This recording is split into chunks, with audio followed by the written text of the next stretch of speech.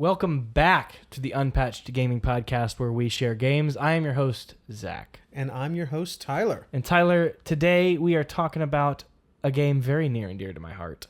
I would even say, as you all know who listen, my favorite game. Favorite game of all time. Metal Gear Solid 5. What a game it is. What a game. What a game. Indeed. I've been away for a little while. It's good to be back. In fact, I didn't actually play a whole heck of a lot this time around. This is a game I've put over 100 hours in, beaten completely, literally have done everything you can except capture all the animals in this game. Then why are you even playing the game? Exactly. Failure that I am. But I actually was in Ireland for 3 weeks, so got back and put in about a week of time. I got about through mission, around the time you get quiet, for first recruited. So not super long into the game, but enough to definitely get my feet wetted again. But this is a game that I play, a little bit of every year. Every few months, I'll just, boot it right back up and keep playing. It's one of my favorites. So I'm very excited to talk about it. On that trip, though, I brought back a few whiskeys. The government only took one away from me. Freaking government. I know. So I have this one. Actually, I bottled it myself. So this was at the Teeling Whiskey Distillery in Dublin. I bottled this myself. It's a red wine barrel aged pot still whiskey. So Teeling's pot still is my favorite of their standard releases. What is pot still? So pot still is the classic Irish way of doing it. The laws around Irish whiskey are pretty loose. Honestly, they don't even say oak in the laws. You can usually use any wood that you want to make Irish whiskey. So they're experimenting with like Japanese yew and all this crazy stuff. But in this case, pot still is about as traditional as it gets. It is it has a little bit more a few more laws around it. But suffice to say, it uses unmalted barley combined with malted barley, which is only really done in Ireland. It makes it gives you the shortbready taste at the end. It's triple pot distilled. So pot distilled are those huge round-based copper pots that come up to a spout, and they distill it through three of them, basically, separating the low spirits and stuff out. And you get this triple distillate about 85 to 90% alcohol instead of like 70 to 80, I think, is double distilled. I don't know exactly. Don't quote me on that, but. So it's a little bit more concentrated. They think it clarifies the whiskey a little bit more. There's no research into that really, but that's triple. The pot still is triple still distilled like that, always in that same method, and using that unmalted barley with the malted barley. It's usually around 10 to 20% unmalted barley because it doesn't it doesn't convert to sugar like malted barley does. So it doesn't actually make alcohol, but it does change the flavor quite significantly. Makes it a little bit spicier, a little shortbreadier. This, however, is a version of that because usually it's aged in ex-bourbon barrels. This one is aged exclusively in red wine barrels, and it's cask strength at not cask strength, but it's cut down to 61.4% alcohol. What is the cask then? I don't know what it comes out at the cask, but since it's triple distilled, it comes out pretty high. So I've had cask strength whiskey. And that's a lot. This is probably, along with Aberlour Abanad, has a couple 61%. I don't think I've had many other 61% whiskeys. So this is gonna have quite a punch to it. I'm very excited to try it. Teeling is probably my second favorite distillery in Ireland. They are incredible. We'll start with that, but feel free to have more. It's got a very weird color. I was noting that. Yeah, like it's harder to see when it's poured, but as you're pouring it, you see it's got this. As you pour it, you definitely. Yeah, it's like it's thin. It's literally reddish. Clink. So, yeah, when you smell it, you definitely smell the shortbread, little chocolate from the red wine. You do get fruit. I'm really glad. Lots of berries. Post-COVID, I lost most of my smell, but whiskey is one of the few things that still makes its way through. Yeah, it's got quite a punch to it. Yeah, it really smells delightful. Oh, it does not kick as hard as I thought it was going to. No. It does have a little spice on the end.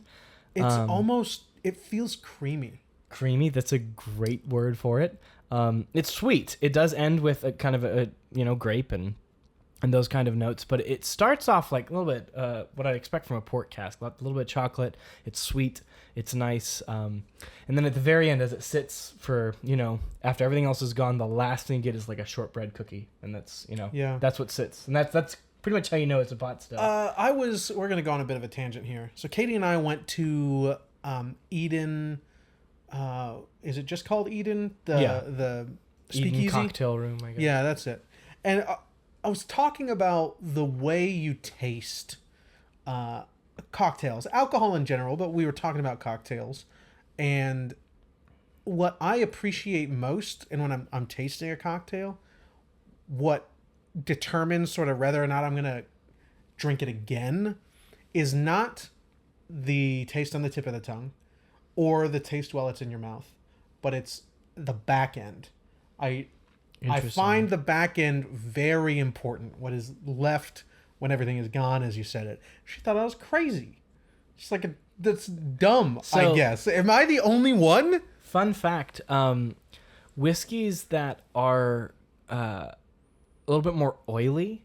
So when you're distilling whiskey, you actually, the distillate that comes out, you get rid of the first stuff that comes out as you're distilling, and you get rid of the last stuff. So that I think they call it high spirits and low spirits or something like that. I forget the name. But basically the middle is all you take. But the more of the low that because the high, the stuff at the very beginning is actually some of the toxic alcohols, like I forget the differentiators chemically.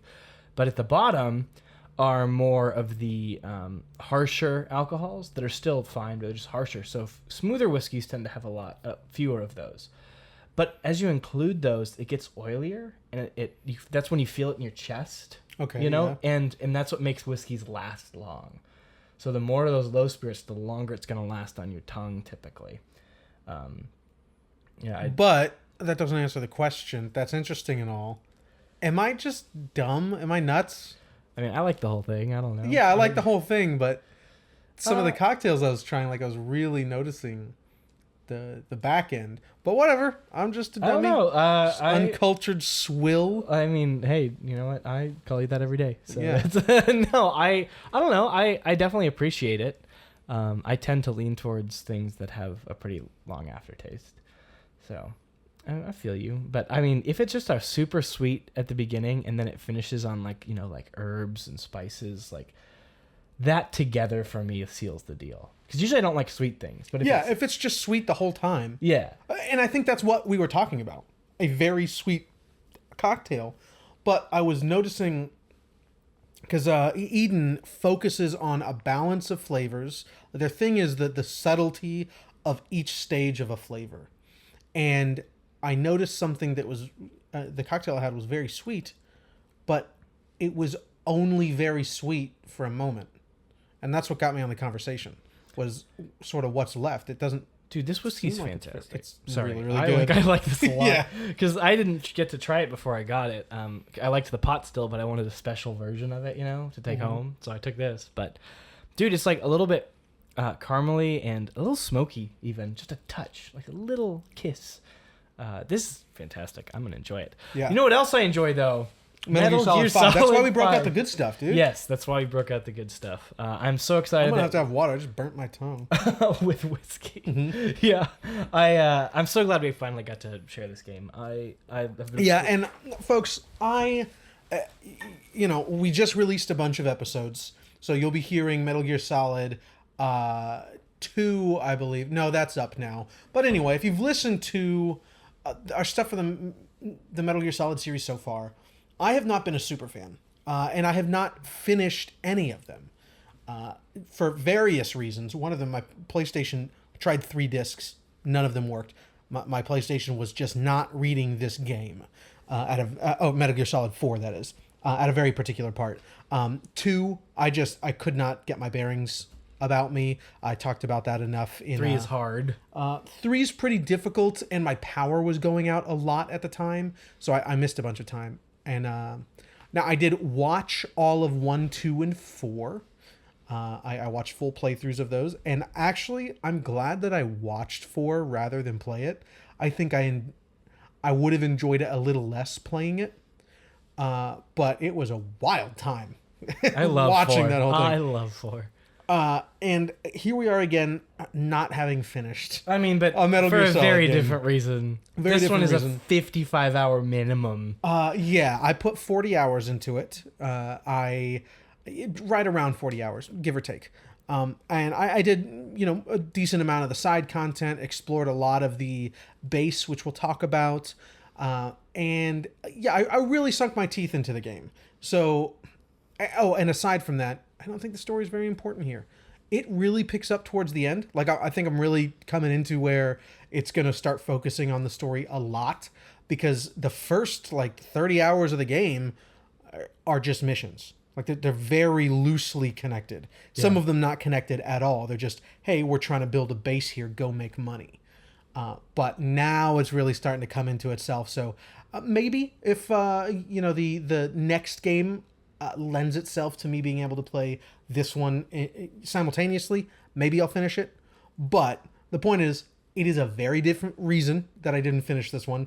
I really love this game. It's so good, dude. Yeah, it fires on so many cylinders that nobody's ever fired on before. Yeah, it's wild. It's nuts. So I kind of wanted to start with just kind of a recap of, you just did actually a good recap of where you've been on the series so far.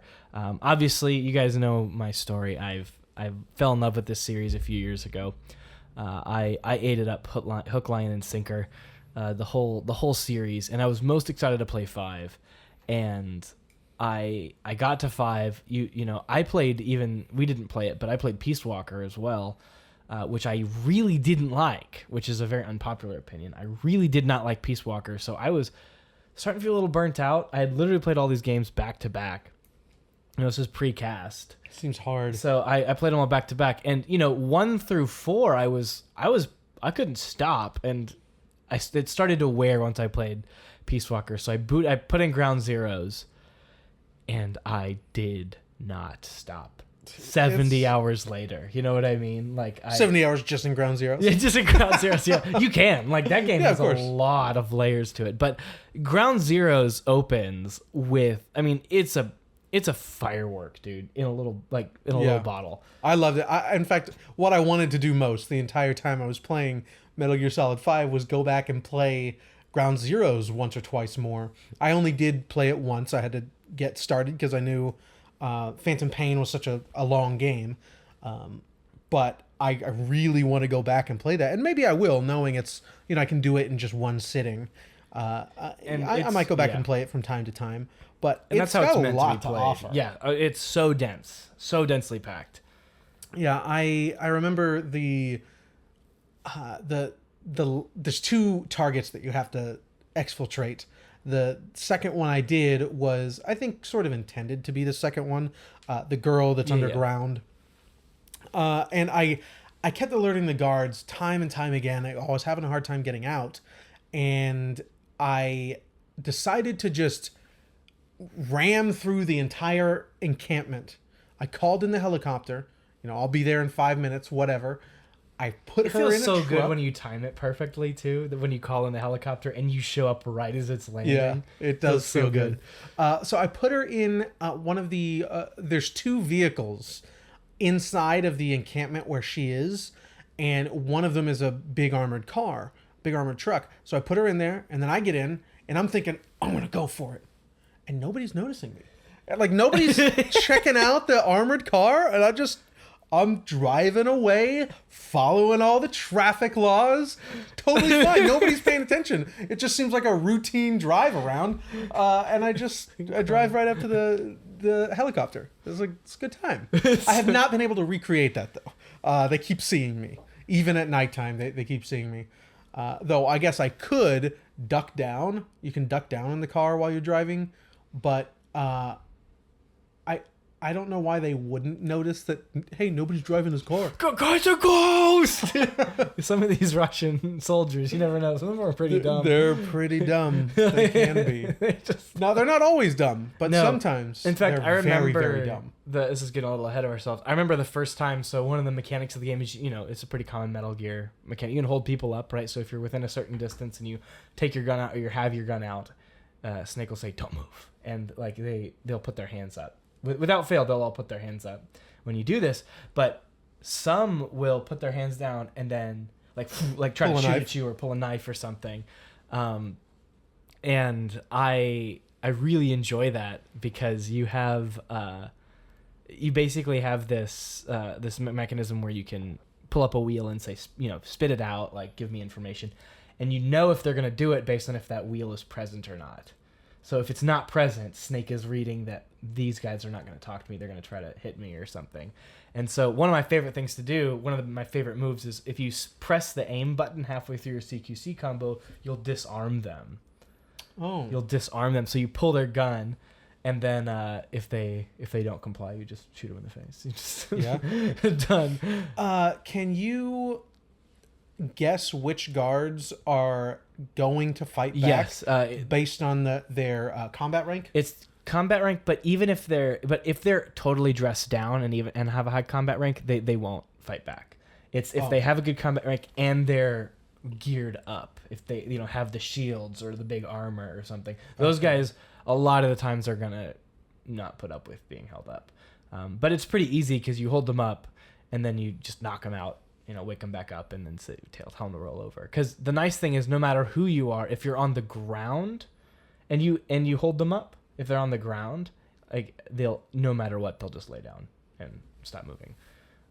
So yeah, there's a lot going on there that we'll get into a little later. But coming to this game, it was just a huge breath of fresh air. Like I could not imagine playing it, and there's one moment as we dig deeper into the story and things there's one moment in chapter 2 that I was sitting up. Amanda was sleeping. I was still at the old house, and Amanda was sleeping, and I finished this mission, and I didn't even finish the mission actually. I got to one particular point and I had to stop the game. I paused and I pushed away my chair. I just started writing. I was like, I need to process how amazing this game is. And that's when I knew I was in love. I was deeply, madly in love. So very glad to be talking about it right now. Let's talk a little bit more about Ground Zeroes. Yes, take it away, man. Yeah. So the first thing that I have here is I love Ground Zeroes as it was intended. So when it first came out, people were pretty upset. It was, I think you mentioned $40, know, for a very short and dense. It's a dense experience. You can get a lot out of it. But overall, there's not a lot there. And if you look at past interviews, Kojima wanted to just release it the same way as it was in Metal Gear Solid 2, as 2 separate missions on the same disc, right? So Okay. Ground Zeroes would be the tanker mission of Metal Gear Solid 5. Which you can skip entirely, right? Yeah, you can skip entirely. You're not meant to, but you totally Yeah. can. So, like, if I pop in Metal Gear Solid 2, I can just go straight to Correct. right in? Correct. Okay. Yeah. And that's what he intended this to be, but it was taking so long, Konami told him to just took it from him and published it as its own game. That's not a bad move. No, $40 is a at the bad price move. is the bad move. $40, Yeah. but what else are you going to do? If the dude's taken 900 years, kept you waiting. Yeah, exactly.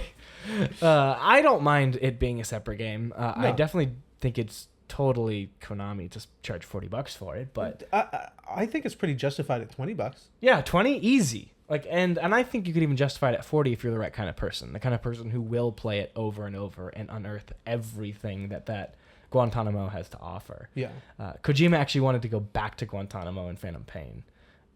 He wanted to have kind of a full circle. You should see some of the art for Chico.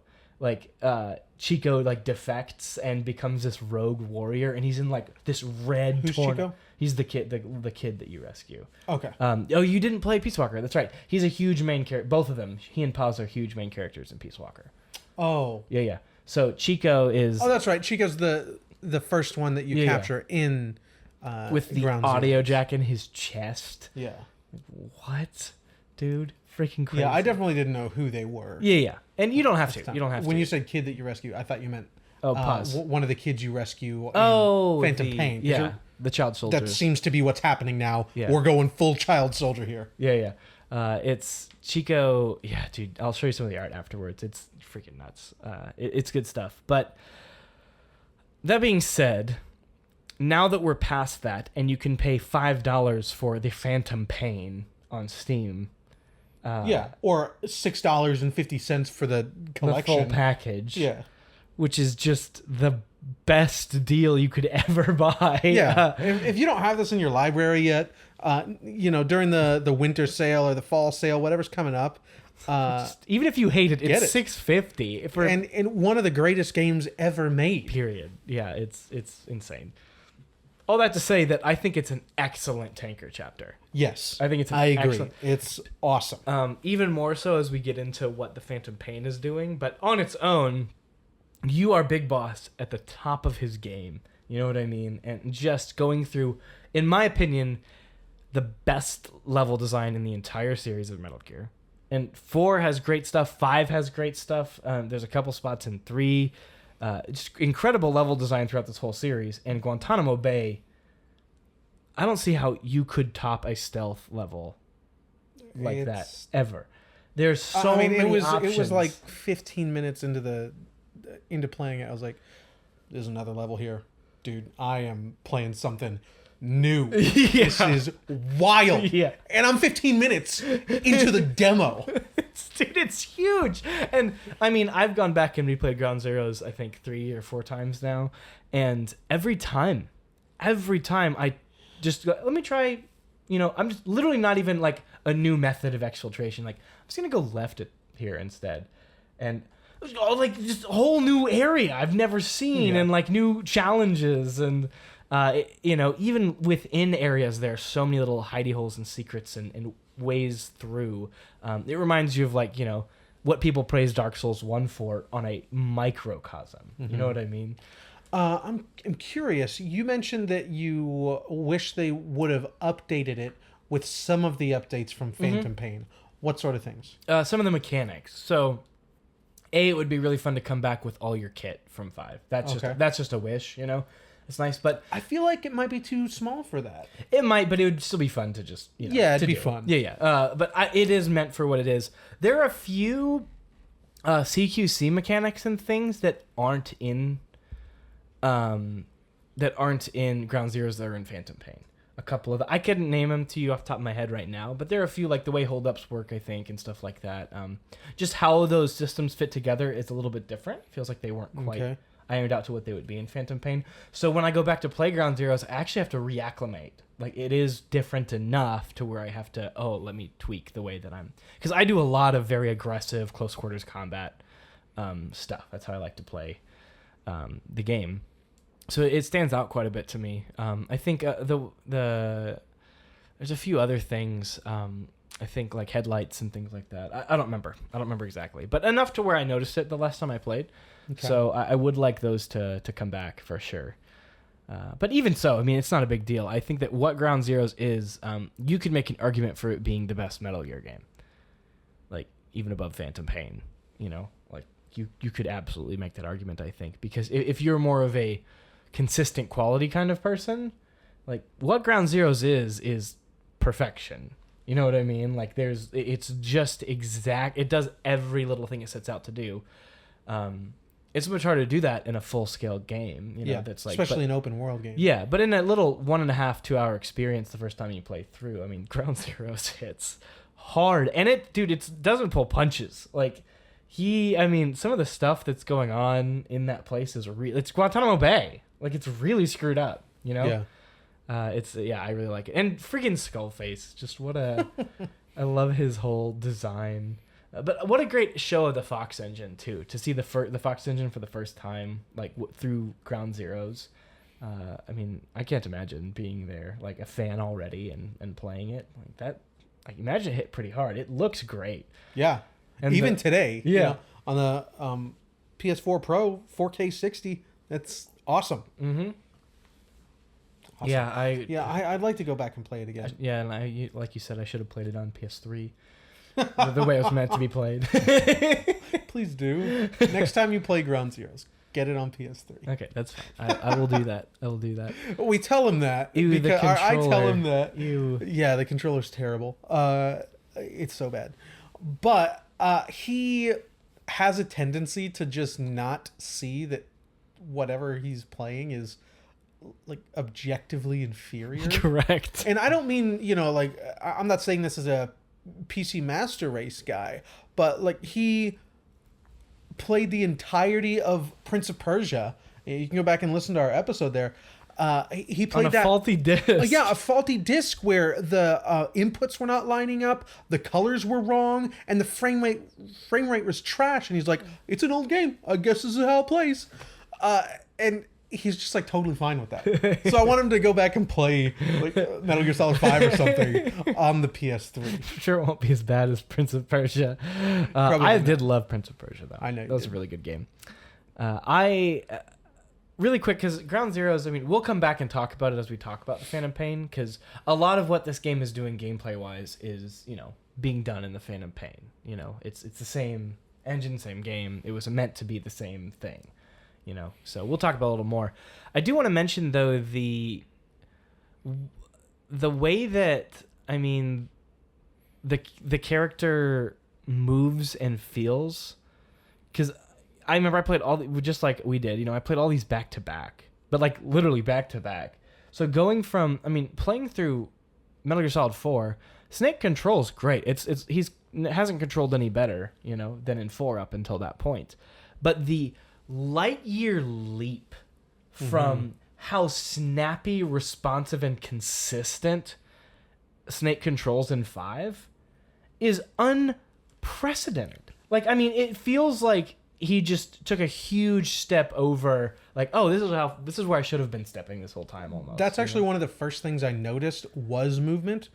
The first time I went from a walk to a crawl, like a crouch, I'm moving around. I'm not going particularly slowly, though I am crouched. And then I go into a crawl.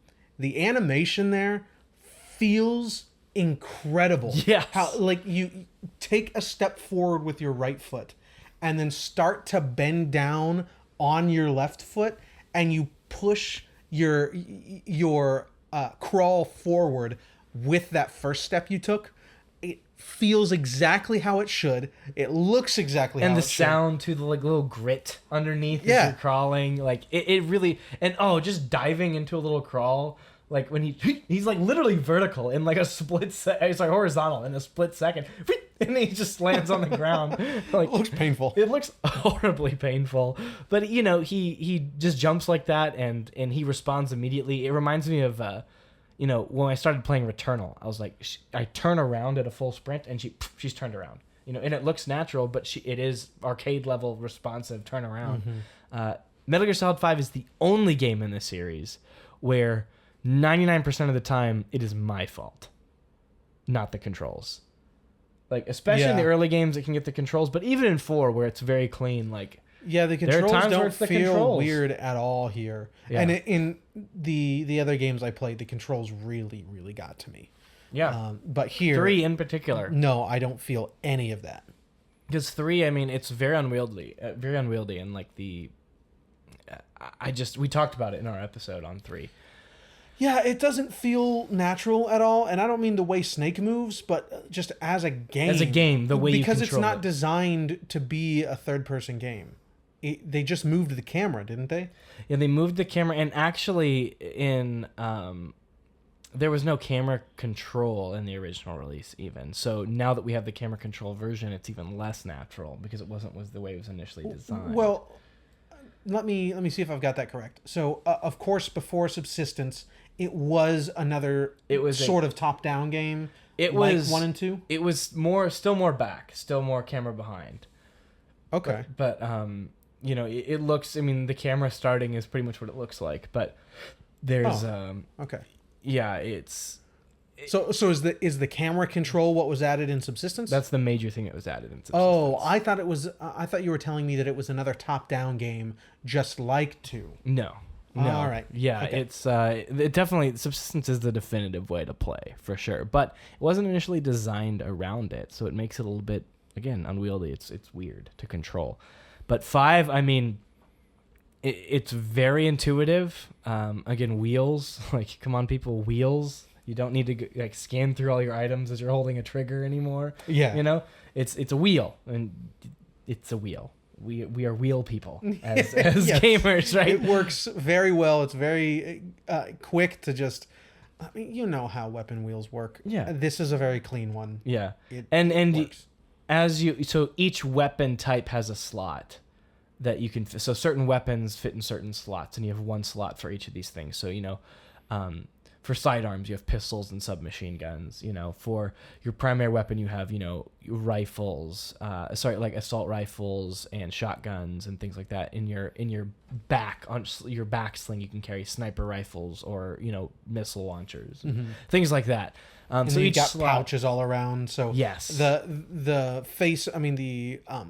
directional pad up is for your two primary weapons, and then you can hold up to pull up the items that attach, so you can take off your silencer or your scope or something. Yep. And then Oh, same thing and with flashlight the bottom. is finally just a button. You don't have to access the thing and press a button.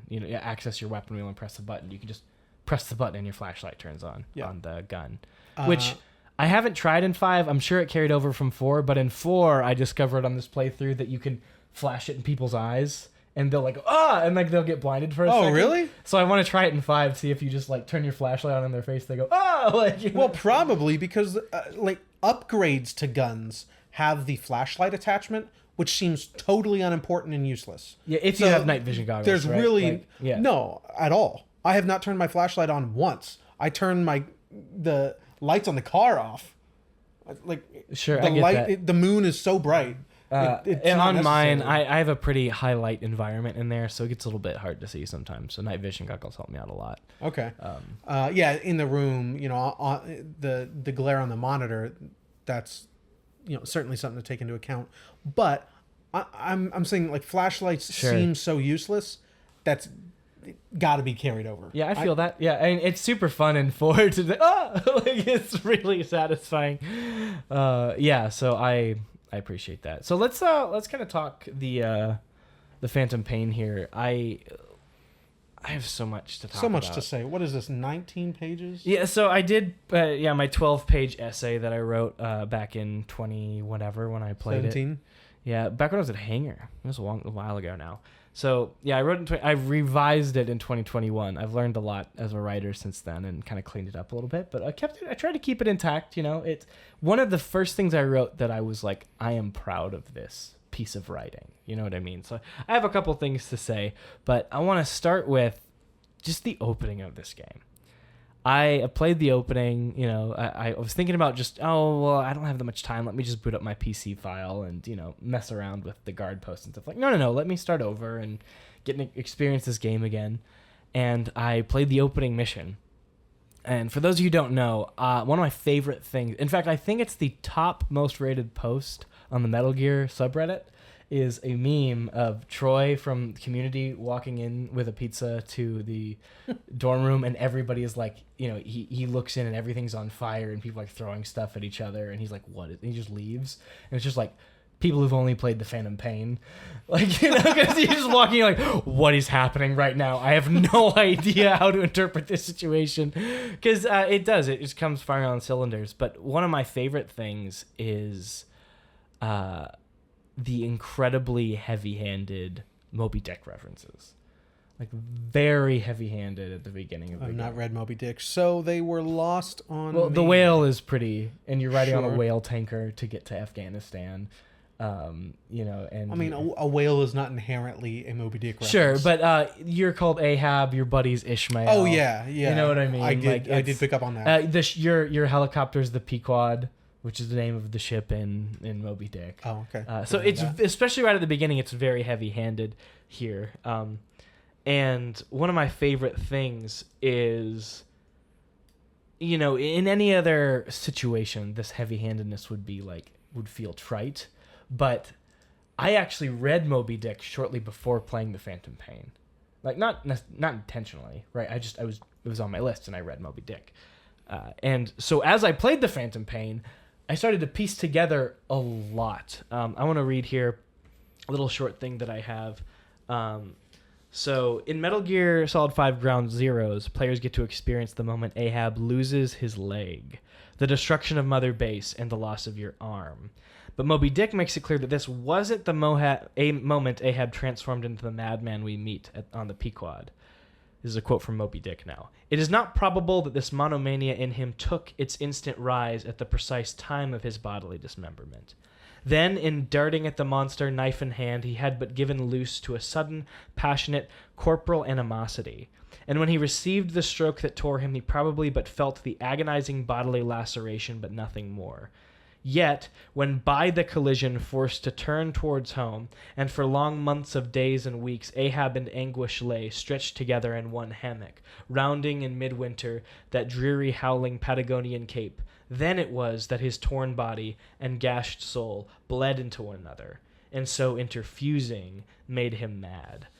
And Phantom Pain opens literally you in a hospital bed for, what was it, 9 years. You've been in a hospital bed for 9 years, and the sequence is amazing. The doctor, you wake up, you can't really speak, and the doctor is slowly putting slides up on the X-ray slides up for you to see, and it starts with just kind of a picture of all the shrapnel, and you literally describing that you are carrying the bones of the people who trusted you inside of you.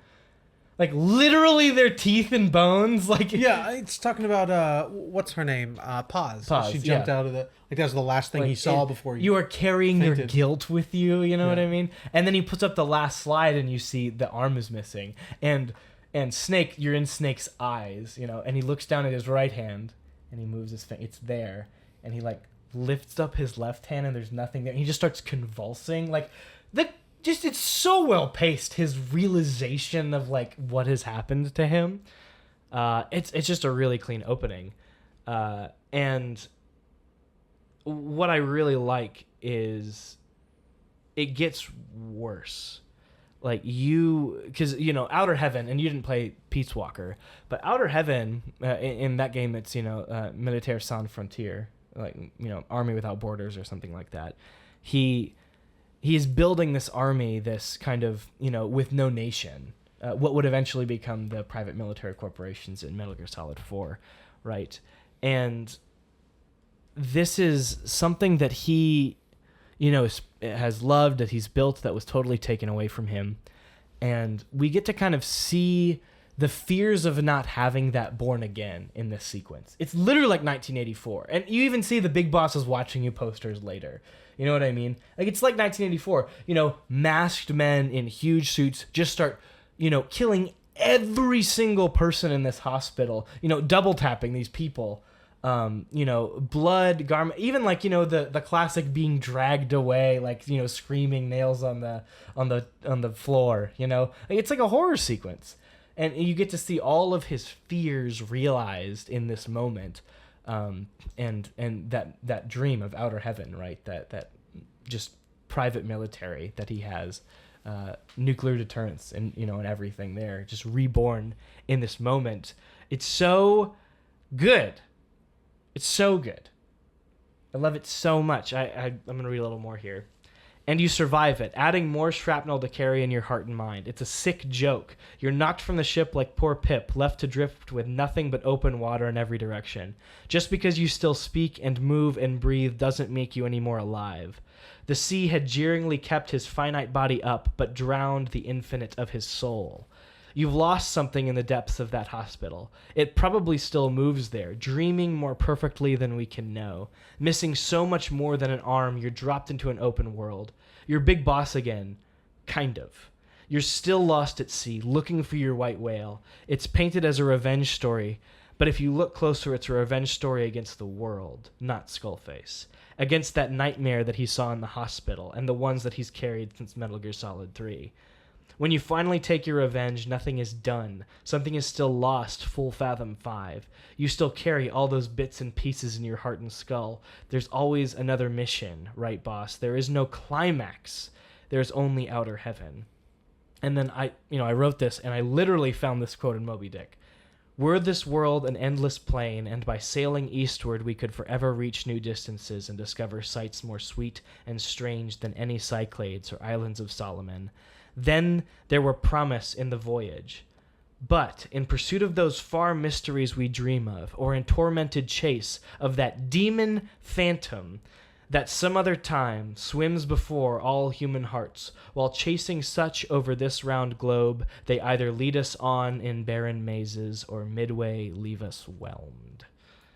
Dude, this guy read Moby Dick. Like this, Of course. like it is like, you know, sometimes these creators just like throwing in references. Like this is literally the language of the game. Like it's crazy. So that opening just, dude, it came out of nowhere for me. All the pieces were right. I had just had all the events and lore of the games fresh on my mind. I had all these things, and he just paces this opening brilliantly. It is slow, though. It is a slow opening. Pretty slow, yes. And actually, the final mission of the game, you have to replay it in full. Why? Yeah, we'll get to that. Okay. We'll get to that. Sure. But I think it was a really annoying decision. Will we also get to why you have to put in your name and birthday? You will get to that, yeah. I know why you put in your birthday. I had the birthday sequence. Isn't Because that I cute? put in a birthday for like the time frame that I was playing. Sure. Not my actual birthday. But yeah, the name I don't know yet. Yeah, it's pretty Kojima. It's pretty Kojima. So, you mentioned you liked Ground Zeroes hit you a little harder. Why is that? Just because it was, right out of the gate, something so new. It's not that it hit me harder. It's just that I love level design. I think you talk about level design better than I do, but Dark Souls, the original Dark Souls, it's been talked about to death, but finally coming back to what's the bonfire called? The central bonfire. Firelink, right? Yeah, Firelink Shrine. Coming back there for the first time, and suddenly, just in a millisecond, the entire connectivity of the world making sense just by seeing, oh my god, that's Firelink. What just happened? Yeah. That's crazy. Not many things do that, and this game isn't doing that. But Yeah, not on that scale. It's that intuitive and dense. You said it already. Dense level design that really. It's like when you draws finally me make in. it to your destination and you look to your left and there's a ladder. You're like, I wonder where that goes. Like, and then you find you climb the ladder. You're like, I could have gone this way. Yeah, you realize it doesn't go anywhere. It comes from a place. Yeah, and you're like, oh, There's my God. 7 different ways to get to this one place. Yeah, and each one, it's funny because it's not just flat, here's 7 different ways. It's very much built like an immersive sim. It's 7 different ways of thinking of getting into a place. You know what I mean? Mm-hmm. Like, it's so well designed. Yeah, and Quiet has helped me sort of look for more places. I knew, off the beaten path you'll find the occasional entrance to a level, but I've sent her to scope out a few different areas, and when I look at the map, it'll show sort of her wake. It'll put the plants that she saw, it'll put items that she saw on the map, but they're off the map. And I'm like, oh, that's how you got there? Yeah. And you can go there. It's not like she's just up in the mountains hopping around. You can go that way into the mountains, some twisting path into the mountains. And it's awesome. Yeah, it's great to find those sort of places. Really satisfying. Yeah, I enjoyed it quite a bit. So yeah, the opening really hits hard for me. I love it so much. Even now, this is technically my 3rd time playing it because you have to replay it actually technically my 4th time because I actually my computer shut off halfway through replaying it at the end, so I had to actually start it over again from a pretty far back point. It was a little frustrating, but yeah, it was. Let's talk about some of the mechanics just as they come up, as they naturally come Yeah. up. Because a lot of them, do play into the narrative somehow, or at least are easy segues. So, I was thinking about this because the checkpoint system in the other games are brutal, especially in 2. Yeah, 2 and 3. Just really, really rough. And it's not much better here. You are set back a pretty significant way. However, it's extremely generous because it leaves everything marked on your map. Yes, I was going to say And you can just plow through the entire thing. Yeah, I actually kind of sometimes will just die. So I can do it again. Yeah, I do reset the checkpoint quite a few times throughout a playthrough if I like make a pretty big mistake. Or also, though, it's generous in that you can pretty consistently re-hide. Unless it's like a pretty enclosed space, like you can... Yeah, because it's not like Metal Gear Solid 2 and 3 where there is an infinite number of guys. Yeah, it is finite, and you can manipulate the general direction of where they're looking. You know, if you know what to do, you know, if you like, they're smart enough to know, you know, where you're shooting from. Or if you sometimes I'll leave C4 somewhere. Yes, C4, dude. Just to distract people. One of my favorite things to do is just leave a trail of smoke grenades, like just in their line of sight, basically, and go into them, and then just, you know, sneak my way up somewhere, because they'll lose sight of me. They're not going to try to come near the smoke. They're scared, and I'm sneaking away back up into the hills. You know, like there's so many different ways to deal with it. You don't have to reset to checkpoint. You know, very rarely. I wonder if you can really scare them by putting, because, you know, they react to things in silly ways, like the flashlight. Or importantly, though, they react consistently. Yeah. Yeah. The girl on the box, you know, it's kind of silly. I wonder if you can put a decoy down, throw a smoke grenade on it, and pop the decoy. Oh my God. Like some sort of phantom popping up in the smoke. That's amazing. I think one of my favorite things... What if they just run away? That would be incredible. One of my favorite little things to do is you can shoot lights out, which is a great touch. Really, it's so natural too. Like nobody needs to tell you can shoot the light out. You look at the light and you know you can shoot that light out. Yeah. And so I love because they'll notice if the light goes out right above them. Like they're not done, or if they hear it shatter. Right, those are the two things. One of my favorite things to do is get like really close to them, just sneak up behind them, and then as they're walking, shoot the light out. And like, oh, what's that? And I'm like, I'm right here. You know, like just Batman them. I wonder if they'll notice that it's out if they're on a patrol path and on a second pass it's out. Interesting. I know that they can be pretty dumb, but there are a couple times where it's like, oh, they do remember certain things. It's hard too, because depending on how smart the soldier is will determine how they interact with your cardboard boxes. Depending on the alert level will determine how they interact with their cardboard boxes. One of my favorite ways to get guards who are on a patrol path is to leave a box in their path. How do you get out of the box? The easiest way is to just press the dive button and you'll like dive out the side. Okay. It's actually really good. I've actually gotten seen in the box. It completely defies physics. Yeah, it's incredible. I love the box. It's like the Not just because you can slide on it, but that means if you can dive out of it, that means there are like, you know, doors, if you will, on all sides. Yeah. And you can stand up and it like changes orientation. Yeah. It's like basically the most complex box ever made. But you can, one of my favorite, like I've literally, guards have come up right on top of me to inspect. And if they're at just the right angle, you can dive out and they'll miss you if you're at just the right angle. Other times they'll just see you. But and of course you can pop out of the box and aim at them. Yeah, or grab them. Yeah, there's a lot of things you can do, but one of my favorites is just to leave the box, dive out. They'll come up to inspect it, and then you're right behind them. Ooh, I want to try sliding. Like if there's a guard patrolling on a road, slide down the hill with a babe on the box. Slide down the hill, and as it comes to a stop on the road, dive off of the hill, the next hill, directly in front of the guard. I want to see if that works. I'm sure you could make it work. It's so surprising how much works. It's like Breath of the Wild. Like you're so surprised how much. Yes, that is a place you can go and something significant is there. You know, it's so satisfying. I'm gonna try that if I have time when I get home. I'm gonna try it. So we talked about the problem with Ground Zeroes surrounding its release. Phantom Pain. So the main thing people complain about is the story, and I will say it once and I'll say it a million times. I do not play Metal Gear for the story. There's a lot I like about the story, and there's a lot of charm to it. I don't play Metal Gear for the story. And so that wasn't even like a consideration for me, really, going into it.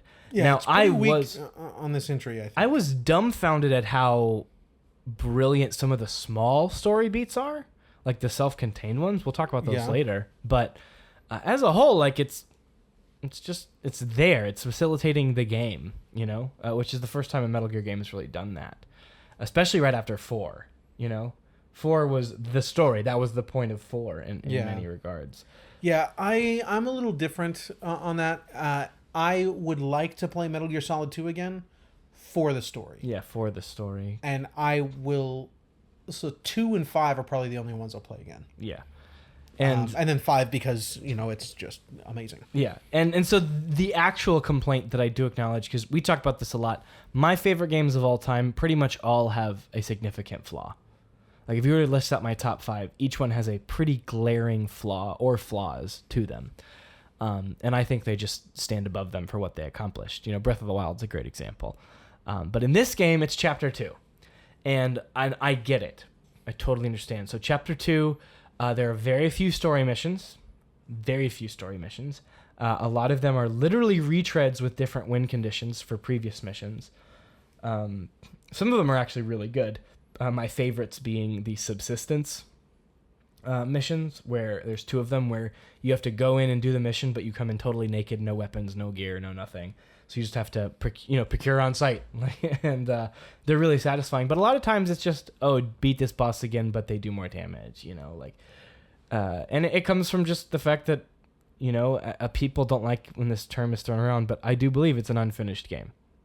I would say it's an unfinished game. I think he had a lot more planned for it. And so there's a lot there that just doesn't work. Now, it's kind of fitting. I'm not going to use this as an excuse. I acknowledge that all these things are a flaw, but it's kind of fitting that fans are left with a phantom pain with the phantom pain, Like it's Sure. like this. Like I feel like there should be something more. There are clips of, what would have been Mission 51, Eli, taking Philanthropist and stuff, and, what could have been. And it does leave just makes you feel a little icky and sad. And I get it. It is cheap by the end to have these retread missions, and you feel like you deserve more content out of it, especially knowing how good this game is. So if you're going to walk away with one flaw, that's it. Chapter 2 is definitely weaker in that regard. But even Chapter 2 has all my favorite story moments. Like all of them, basically. There's a lot going on there that's really good. So I personally don't think it overshadows what this game accomplished, especially considering I go back and I don't even do missions when I'm playing it again. I'm just walking up to outposts and going, oh, that guy's an A++ guard. Let's go kidnap him. And he's in the middle and you got to find a way to get to him. Like he created a system that makes its own stories, Mm-hmm. It's really satisfying. So yeah, I definitely had to mention that at least before just heaping more endless praise on this game. Yeah, I can empathize with that. It's frustrating, but if you called it New Game Plus or bonus content, nobody would be mad. Well, people still be mad because there's no real end to the story, but they'd be less mad if you just called it Chapter 2. I think that's the big problem, is you called it Chapter 2 of the game. You know what I mean? And I don't think you meant deserve more content. Because sure, I mean the game's definitely. You've got 100 hours, more than that. What do you? I was being a little sarcastic, but definitely it is a bit of a letdown, I would imagine. Coming up to that point and not feeling sort of gypped, but that sucks. Yeah, it sucks. You I get it a lot. Yeah, listen, I get it. Yeah, it's definitely a little bit tough. Let's dig in though, man. Let's just talk more about this gameplay. I'm talking about the fact that this is emergent gameplay. This is unfiltered. This is the definition of emergent gameplay. Kojima and team really created a way for you to tell your own stories, to put together tools. I think one of the best ways to describe emergent gameplay to someone who doesn't know is basically the developers haven't scripted these 5 set ways for you to finish something. They've created systems that interact with each other consistently, and that responds to player input consistently. That's player to world, player to NPC, player to enemy, all these things are consistent. So in the case of Metal Gear Solid 5, a great example is if you do night missions exclusively, the guards will start wearing night vision goggles. Oh, really? Yes. And you can then dispatch your teams to destroy their night vision goggle places, storehouses, to help diminish the amount of guards with night vision goggles if you want to keep doing those missions. Or you can just switch to daytime. If you keep using the tranquilizer gun, they will start wearing helmets more often. I thought that was just because I was getting later into the game. Yeah, no, they just respond to your input. So if you stop using tranq darts and start using something else, they'll respond to that other input instead. More riot shields when I have a shotgun. Yeah, dude, freaking riot shields. Ugh, tough. Just shoot their foot. Yeah, I love, with strong enough guns, one of my favorite conditions is wounded.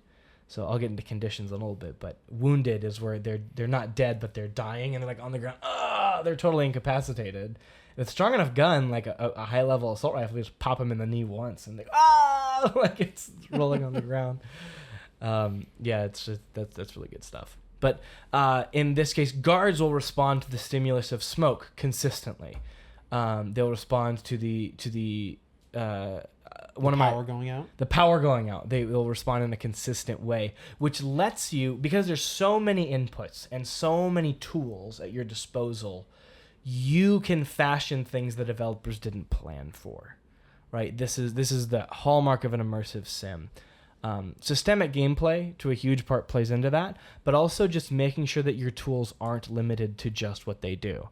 You know, like the gun doesn't just kill people. The gun, you can beat the whole game with a water gun, except for any mission you got to fight a boss on, I guess. Mm-hmm. But you can beat the whole thing with a water pistol.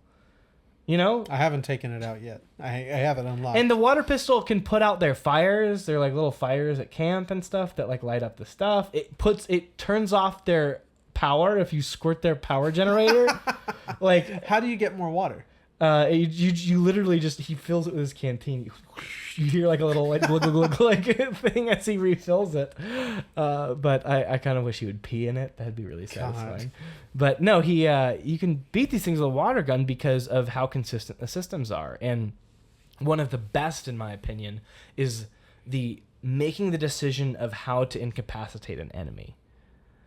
I think it's just one of the coolest things. So so there's sleep. Sleep, they're going to be asleep for however long they're out. If another guard finds them, no matter the alert condition, they'll get woken up. Typically, there won't be an alert after that.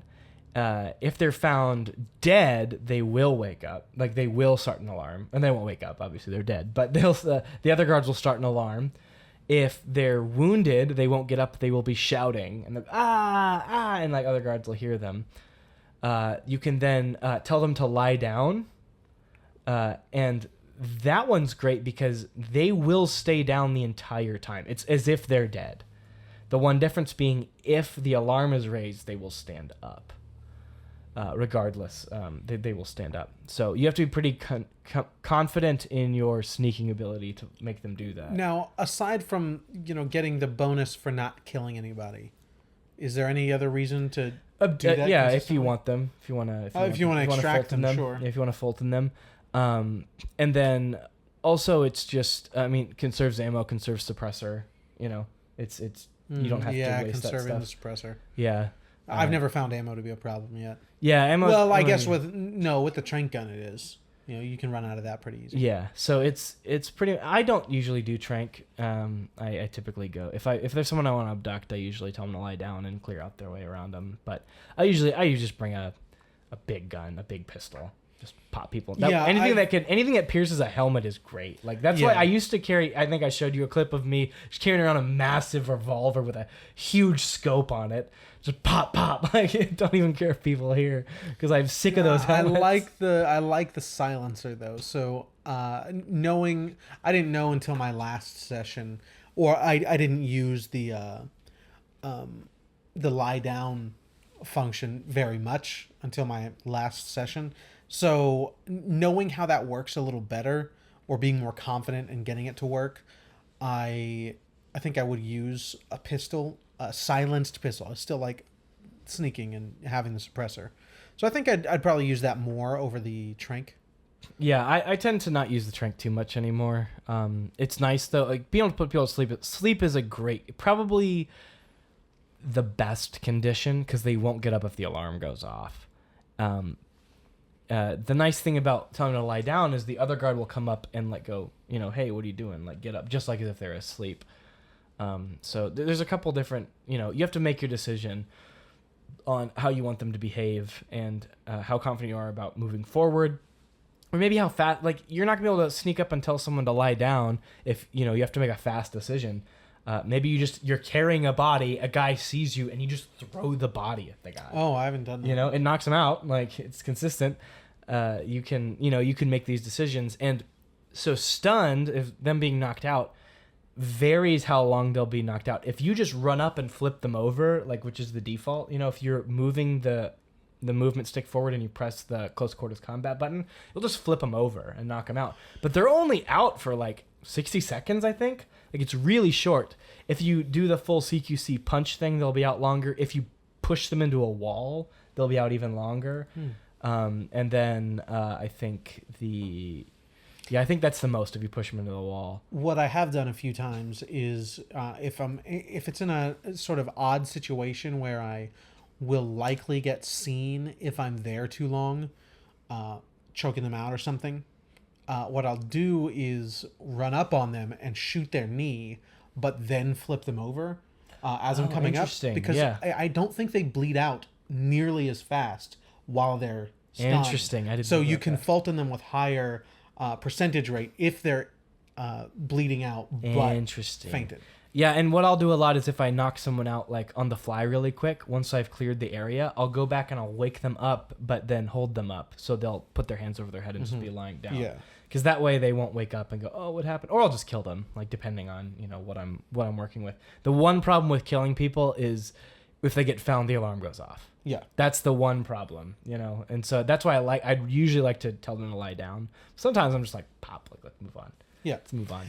I'm But surprised. just that many different ways and like that influence, okay, based on my exact situation, which one would be ideal, which one am I able to pull off right now? And that's literally just close quarters combat. I'm pretty surprised, though it could be, work out to be a little too much to keep track of. Maybe. But guards don't really react to other guards' guns being on the ground. Oh yeah, that's a good point. So Yeah, they did in the other games, I think, right? Or there was a game we played recently where that happened. yeah, what was it? Oh, I don't remember. It was sort of an immersive sim game. Oh, it was Hitman. Hitman, that's right. Yeah, if you leave a gun around. So yeah, it felt like that's sort of a thing that they should do. They should react to someone like hey, whose is this or something. Yeah, that would be nice. So then you could pick it up and just not equip it, but carry it to go put it somewhere. Yeah, I love disarming guards. That's one of my favorite because you just start your combo and then you press aim and you just disarm them and are aiming at them so they're held up. But then even if they get back up, they now have to go grab their gun. It saves you time. It's definitely that is my number one preferred way to get people incapacitated. If I have a choice, I will punch them. I will disarm them, hold them up, and tell them to lie down, and then drop their gun. Because even if they get back up, then they have to go grab their gun again. And sometimes they don't. Sometimes they don't grab their gun, and I don't know why. So when you disarm them, you have the gun like Pointed at them. partially equipped Yeah, and you will throw it away for your main primary weapon. when you let go of it. Yeah, automatically. You can then swipe out for it, but if you have it, and then if you choose to shoot, as long as you're shooting with that gun, you'll be using that gun. Yeah. So as long as you're aiming, you'll keep it equipped. Yeah, correct. Interesting. Yeah, it's a useful little thing, especially like if you don't have enough time to grab someone as a human shield. I like to disarm people because then I can, really quick. I've gone from incapacitating one guy to taking out the rest. It's just the amount of options is insane. I gotta try those two things before I leave. The smoke grenade, which is just silly, but the smoke grenade with the decoy and then the box. Yeah, Just the box jumping dude. out of the box, coming down off of a hill with the sexy lady on the box. Yeah. Diving out of the box as it comes to a stop on the road. And I mean, everybody watches Donkey. You see him messing with guards with the decoys, the rocket fist. I mean, I just unlocked it. I haven't used it yet. it's so fun. Like, it's literally like a horror movie. Oh, and they start running away from the rocket fist. So do you get to drive it? You drive it. Yeah, you're driving the rocket fist. I like the stun fist a lot, actually. Yeah, I have it. That's what's always equipped. I don't use it very often. Yeah, I forget to use it a lot as well, but it's so nice because it can hit. If there are like 3 guards right next to each other, it hits all of them. Oh, I didn't know that. Yeah, and it actually tags them too, which is nice. So you can keep track of them. It automatically Okay. tags them. So, but yeah, it has a pretty wide range, and it's a huge help when I remember to use it. Does it recharge by itself? Yeah, recharges on its own. Over I'm time? pretty. Okay. I guess I haven't noticed if it's not doing that, but it's there again when I need it. Yeah. It's pretty Yeah, long. I don't cooldown. use it often. Yeah, and I'm not really familiar enough with it. I don't use it enough to know how much it alerts other people. Because they're being, they're like being electrocuted. It's loud. So I don't really know how much it alerts other people. I pretty much only do it when there's just a group left or something. It's good though. I also love again, we talked about C4. C4 allows for so much C4 is awesome. creative, distracting guards, putting it on important objective points, and just being able to really mess around that. If you know the pathway of a tank or something coming away, just lay some C4 on the ground all the time. blow them up. And it's funny because they'll kind of go up a little bit. One time I blew up a tank at just the right. I didn't mean to do this. I wish I could say I meant to do this. And they rocked off course and careened off of a cliff and blew up. It was amazing. In fact, a great example of the emergent gameplay here is one of my favorite missions in the whole game is in Africa, and there's an arms dealer having a conversation with one of your targets, and he lands at this airport. Did you do this mission? Yeah, I just did it. Yeah, and so he lands at this airport, and you can listen in on their conversation and get their he's gonna go on a tour of this airfield, and this is one of the most creative things I ever did because in the overworld I liked messing with trucks, like stopping. I'd put D-horse in the middle and what is that? It's a horse. And they'd get out and inspect. So what I did is I saw they were going to come around to this really abandoned section of it's on the far side of the hangar. I airdropped in a massive truck and I parked it right in their way. So they come to a stop. I am right next to them in a box, like right next to them. And I just walk up and I attach a Fulton and I extract them, and nobody notices. It's too far out of the way. Then I just walk out. I re-Fulton my other truck and leave. Nice. I just did that mission in I think the same place that you were talking about, because it is outside of their the place where they're expected to be, but it's in their path once you learn the path. I wanted to get there again so I could do it a little bit more difficult. Like I wanted to go actually up through the airport hangar place. Yeah, I definitely didn't go in. Because it's packed. Yes. It's packed. Yes, and there are snipers on the roof. And walkers. There's 2 snipers and 2 walkers. Oh, 4 walkers, walkers maybe. But in the middle of the garage that they're driving through, it's just a big open garage on both sides. They're driving right through it. In the middle of them, I put a row of 3 decoys. So I pop all of those, and they get out and they pop them, but I have an active decoy behind some crates. So after they pop that, I use the active decoy, and he's like, "Hey, you're pretty good at that." And so they walk around to the active decoy, and I knock them both out. Kill them. Yeah. I don't know if I was supposed to Fulton them, but I Fulton any target because usually they have some sort of special skill. I try to, but I didn't think to put the decoys at the entrance, so they would have parked outside. I put it in the middle because I wasn't sure which direction they were going to come. Yeah. So I put it in the middle of the garage, and I couldn't Fulton them in time. So I killed them both and then just drove away. Yeah, just left. Yeah. Now, I couldn't successfully drive away because someone did see me, and they blew up the truck. You jump out of the truck before it blows up. He rolls to the side. Yeah. I was just gonna crash through a gate. Hopefully.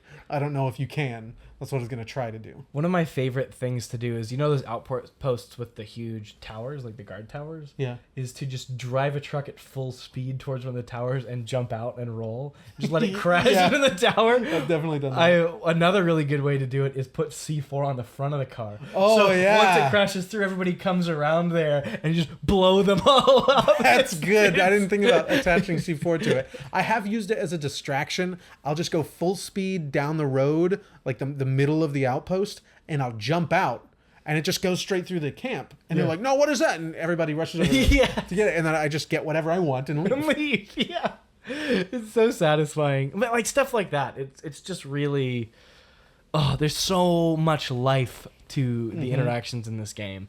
And again, the level design I could pick probably 5 places in this game that I think are just brilliant levels, and like everything is well designed overall, but 5 in particular that are like, the honeybee The area. honeybee is awesome. That's the best one I think in the whole game. But then the oil tanker area in Africa, the hangar. I love the hangar. I think it's a huge, really good space. I haven't, I didn't explore it enough. You mean the one we were just talking about? Yeah. Yeah, I didn't explore it enough. Lots of good stuff there. And then there's a few others. You mentioned it's one of the earliest missions, but you go to there are outposts. It's just a general outpost. Okay, it's not a specific place. Oh, with the scaffolding and stuff. That one? No, I like that but it's one of the earliest levels that you really get your feet wet with all the mechanics. And there are the 3 radio stations that you're trying to take out, and it's just a small encampment with a couple of makeshift buildings. That's one of the subsistence levels too. Oh, really? Yeah, so you get to go in totally naked and try to blow all that stuff up. It's awesome. One of the earliest missions. You really get to understand the game at that point, and that one really stuck out to me. And then the big bridge. Oh yeah, where you can just go down and come back up the scaffolding, or follow the bridge entirely. Yep. And it's a huge space. Yeah, and it's just a stop on the way towards the main objective. A stop, but one of the better parts. I agree. Probably the best part of that mission, and certainly one of the best and then encounters. the mansion, of course, in Africa. I haven't done that yet. Yeah, the mansion's really good because it's a really dense jungle leading up to it, too, with really heavily armed guards. And you have to escape through that jungle on alert. Because it's part of the mission triggers an alert, I think. Or maybe I just suck. But I'm pretty sure it triggers an alert automatically. And you have to get through it. But they don't know where you are, but it triggers the alert. But then the mansion itself is... it's not quite as big as the Hitman 3 mansion, but it's similar vibes, like nooks and crannies and things. And I will sometimes just go there and try to get the checkpoint to trigger near the door, so I can just screw around in the mansion. Like there's so much there. How do you get checkpoints to trigger? I think if you accept a reward, a checkpoint triggers sometimes. Oh yeah, that's definitely a thing. Yeah, that's silly. They get in my way. Yeah. Some of those things, there's just pop-ups that happen. Like, hey, you've been playing for 15 hours, so now you have unlocked this thing, but I'm in the middle of a mission, and it's forcing me to do a tutorial for a new, platform that... the FOB stuff. Ocelot has decided to do. And the FOV stuff. FOB. I just unlocked the FOB stuff. And that was just trying to press circle 900 times to get. We are not playing the online. I'm sorry. Yeah, I've heard it's very fun, but it's just not for me. I don't really play that stuff. Yeah, dude. I mean, just this conversation alone tells you how huge and expansive the options and how creative. It's a creative outlet on its own. Like this game, just being able to walk in. And, and using. I don't like using. Quiet that much, but using her as a distraction is awesome. Sure, you get to kill one guy. So great. D-Dog's awesome. It's fun to watch him stab people, but as a dog. But I kind of also like not, before I got his armor and the knife, I sent him in to just bite at people. Oh, it's really useful. It almost seems better because it causes a much bigger stir. Yeah. Depending on how, you don't have that option when you equip the knife. I mean, but it's an inferior option because it's a dog stabbing someone. There's that. That's a I feel valid that's point. The main but it seems more useful to have the bigger. For me, the ruckus. functionality of him being able to off someone really quick definitely helps more depending on the mission.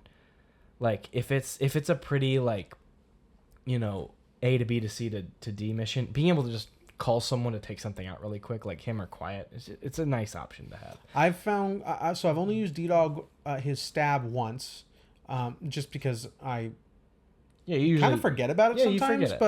But he's yeah, way I've better only for used just it- tagging people. Oh, that's awesome, Dude, it's the reason I bring D-Dog. He Yeah. just tags everyone for you. And then I've taken Quiet on several missions, and she just seems to be really lackluster. She misses a lot, or is out of range. Yeah, you gotta not looking at the guy.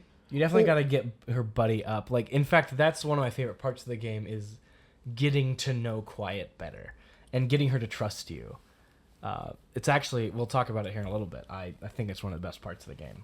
Well, let's jump into that. The story. Yeah. I think, yeah. talked did I a have lot anything about the else that mechanics. I don't think so. I guess the one thing that I wanted to mention is the incentives really quick. Oh, yeah, the rankings. Yeah. So, like, there are multiple ways the game encourages you not to just play.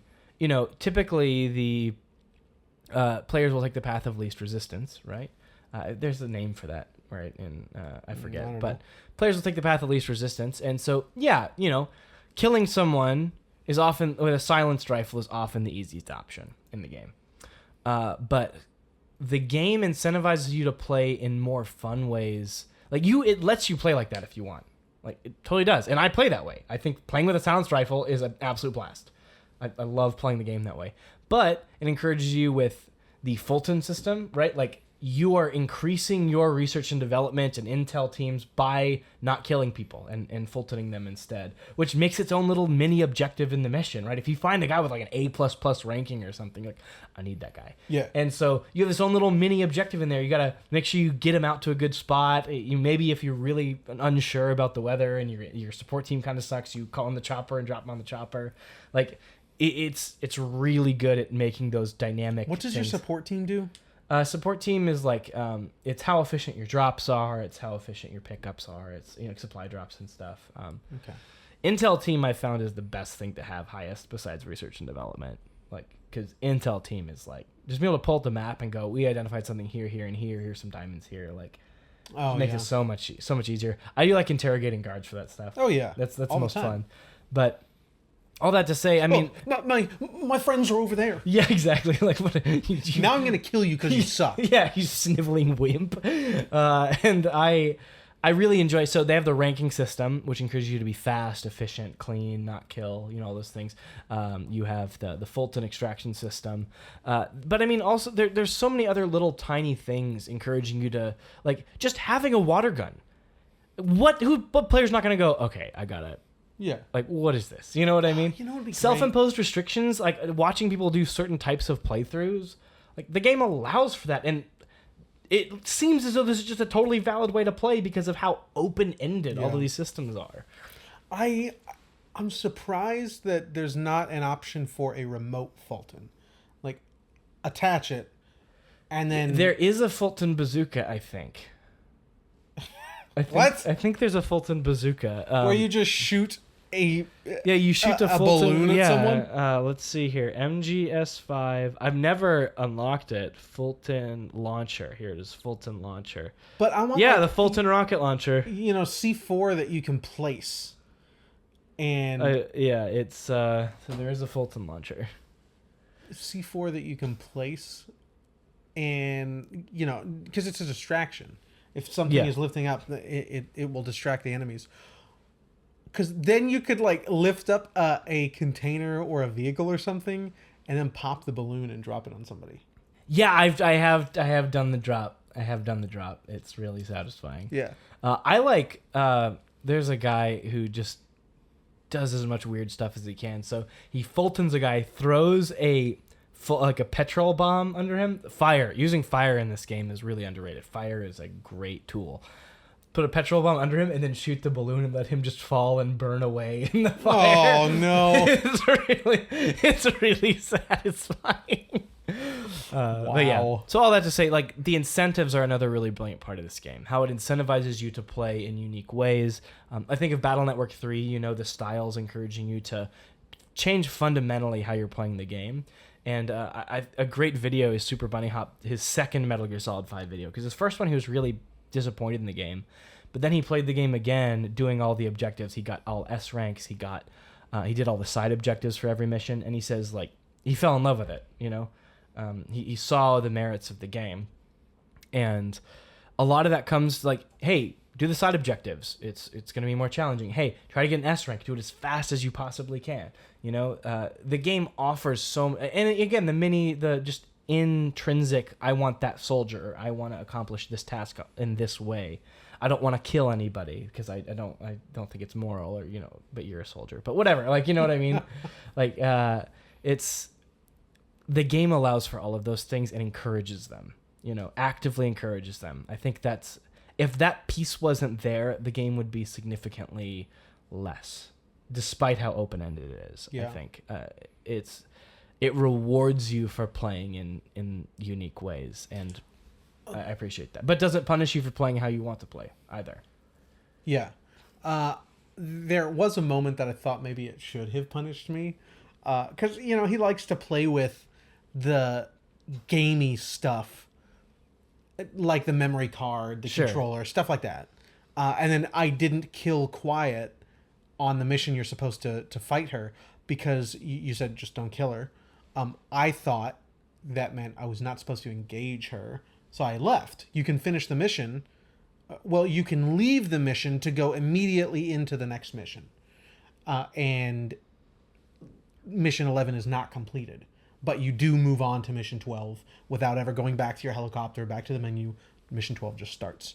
So I did that and went back way later to finish, because I was like, when do I finally get her?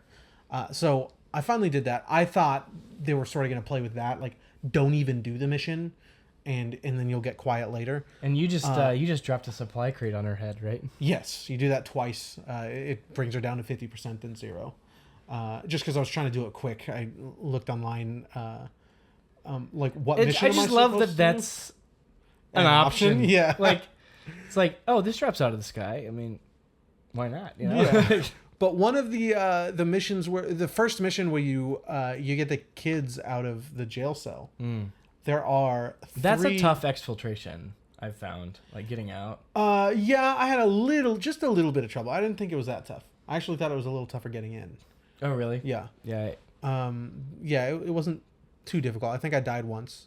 I died once, and one of the kids died once. You child murderer. Yeah. But so when the 4 or 5 kids run out, there's one more kid with a broken leg, so you're supposed to carry him out.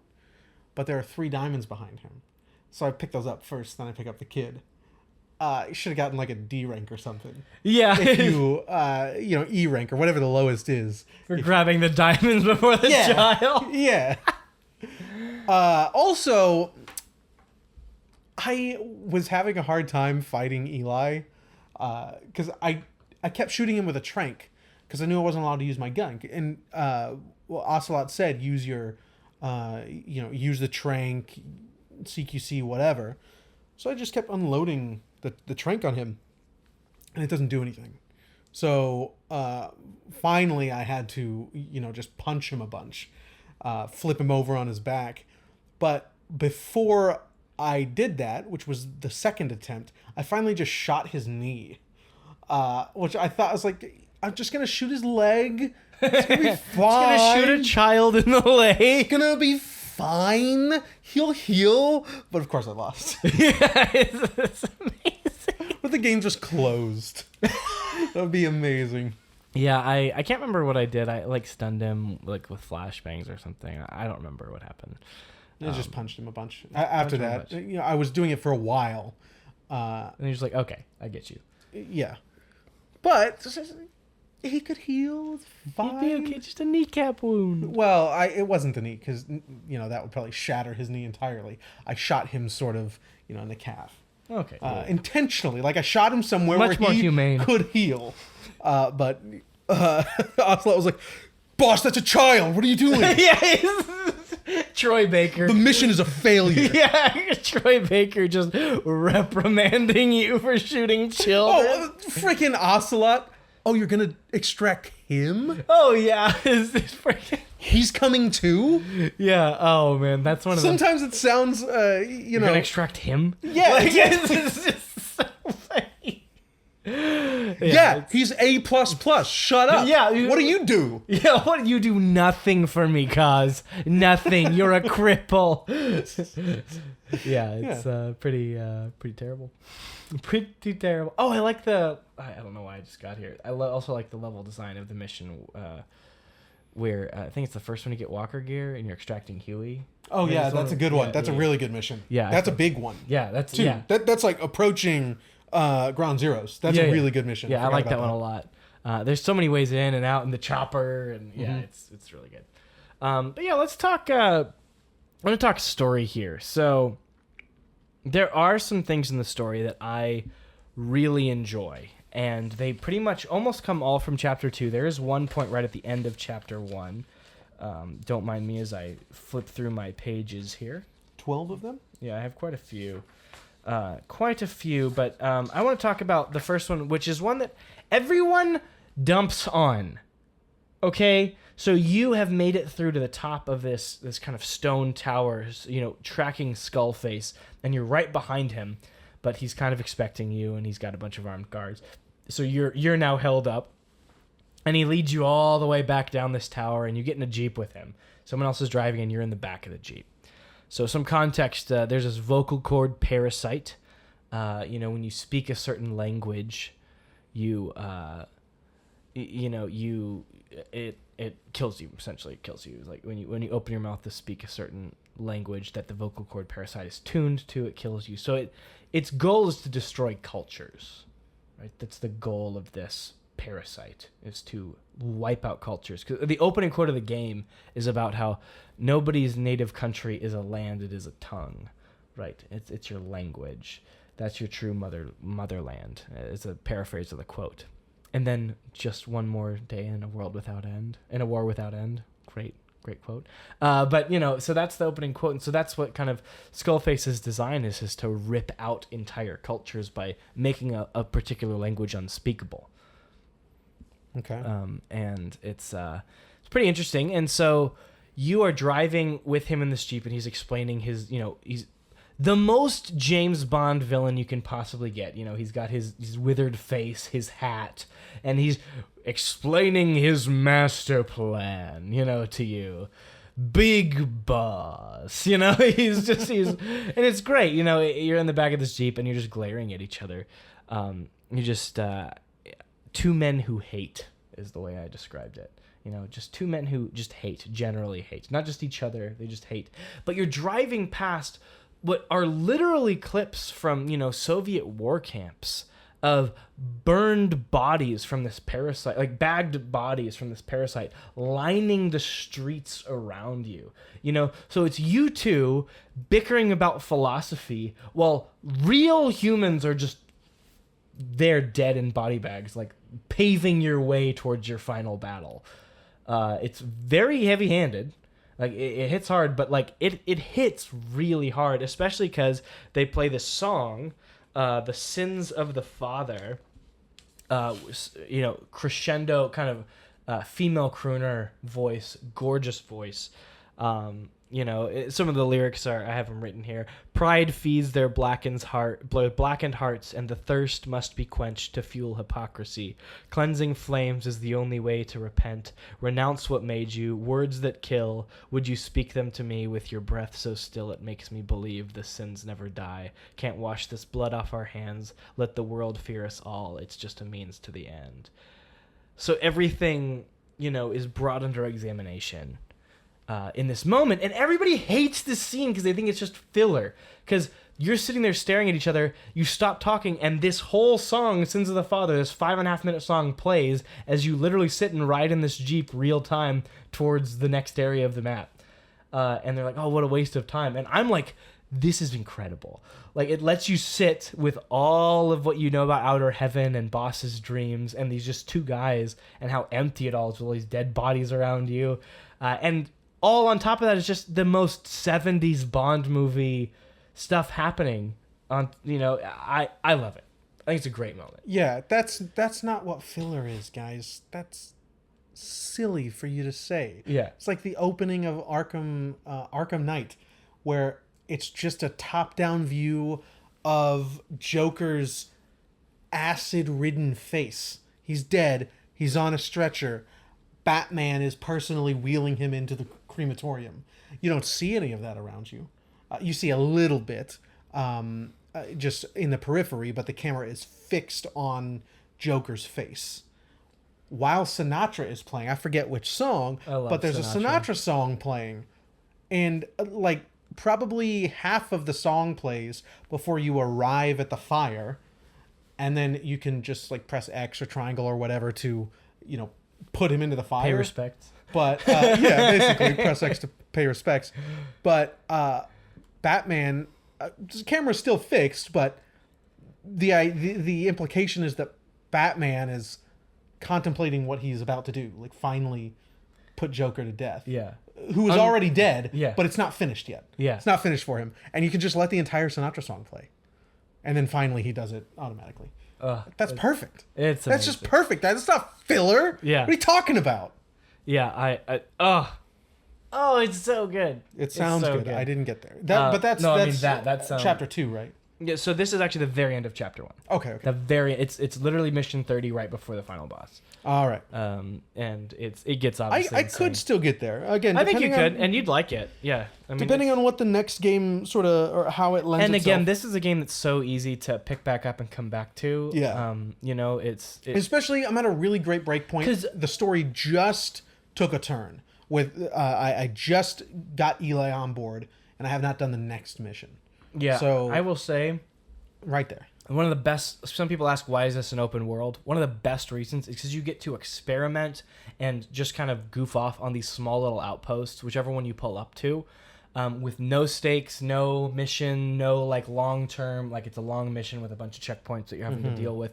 Just walk up and goof off and ruin your, like do something stupid, mess up. And you just get back in the flow of things on these outposts like really fast. That's what I use them for. Or practice something, some stupid idea that you're thinking might work in one of the missions. You practice on an outpost somewhere. Yeah. Or at the mission site, just not during the mission phase, like it's... Yeah, I was questioning that in the beginning. Why is this... Because it doesn't... Almost nothing... Yeah. Certainly nothing aside meaningful. From which side of the area you come into and how you enter the area. I mean, those are meaningful, but I mean, like you can get resources, animals, and stuff like that. There's almost nothing meaningful in the open world like other open world games, and it's not really, so in that respect, I wouldn't really classify it as an open world game.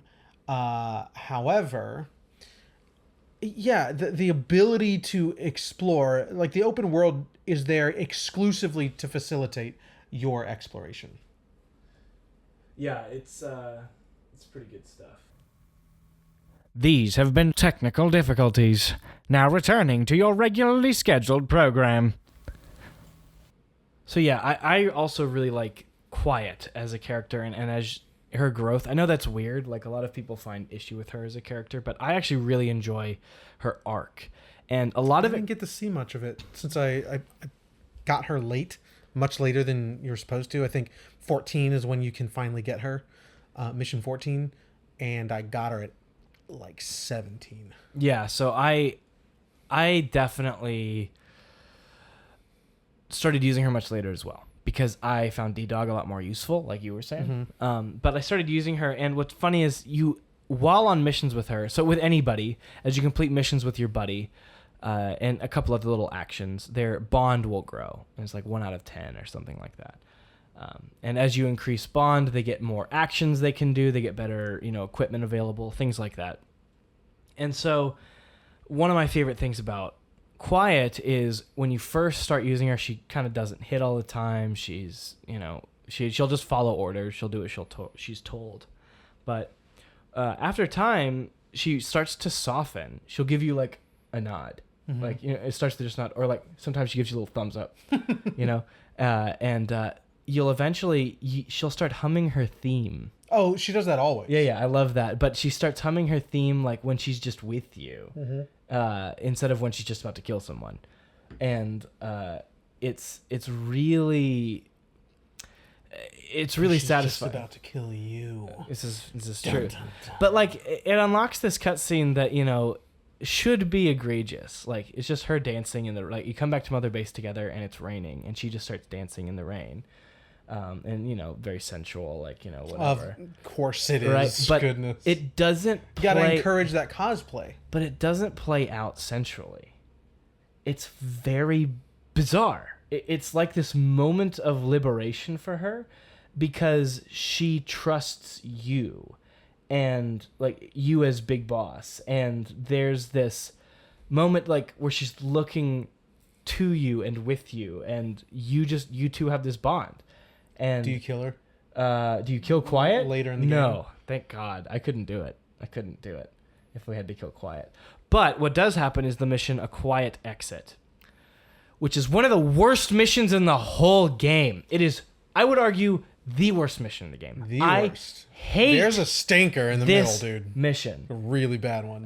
It's just kill a million tanks that are coming towards you. Like, It's so bland. It's so annoying. I hate this mission. I use that. You unlock the parasite armor. And so you can use the armor the parasites have, and you fuel it with parasites that you extract, the skulls. And so you have their armor. That's the best way to win that mission, because then you can just take like a million hits. You can just tank all this damage. So that's pretty satisfying. But I wanted to say it's because the culmination of Quiet's story. And so you find out that I don't remember if it's during this mission or along the way, but you find out that she has vocal cord parasites for English, which is why she hasn't been talking. Okay. So if she opens her mouth and speaks any English, she will spread it. So she can't. But she needs to tell him something. And so she leaves this message for you, speaking English. So it's the only time you hear her speak except for the very beginning of the game. And it's this really awesome message, and her theme comes in full finally. When do you hear her speak in the beginning? When she's like trying to kill you, and V has come to, I think, is her as well. All those things. Because she's the one trying to kill you in the hospital at the very beginning. That's Quiet. Oh, okay. Yeah.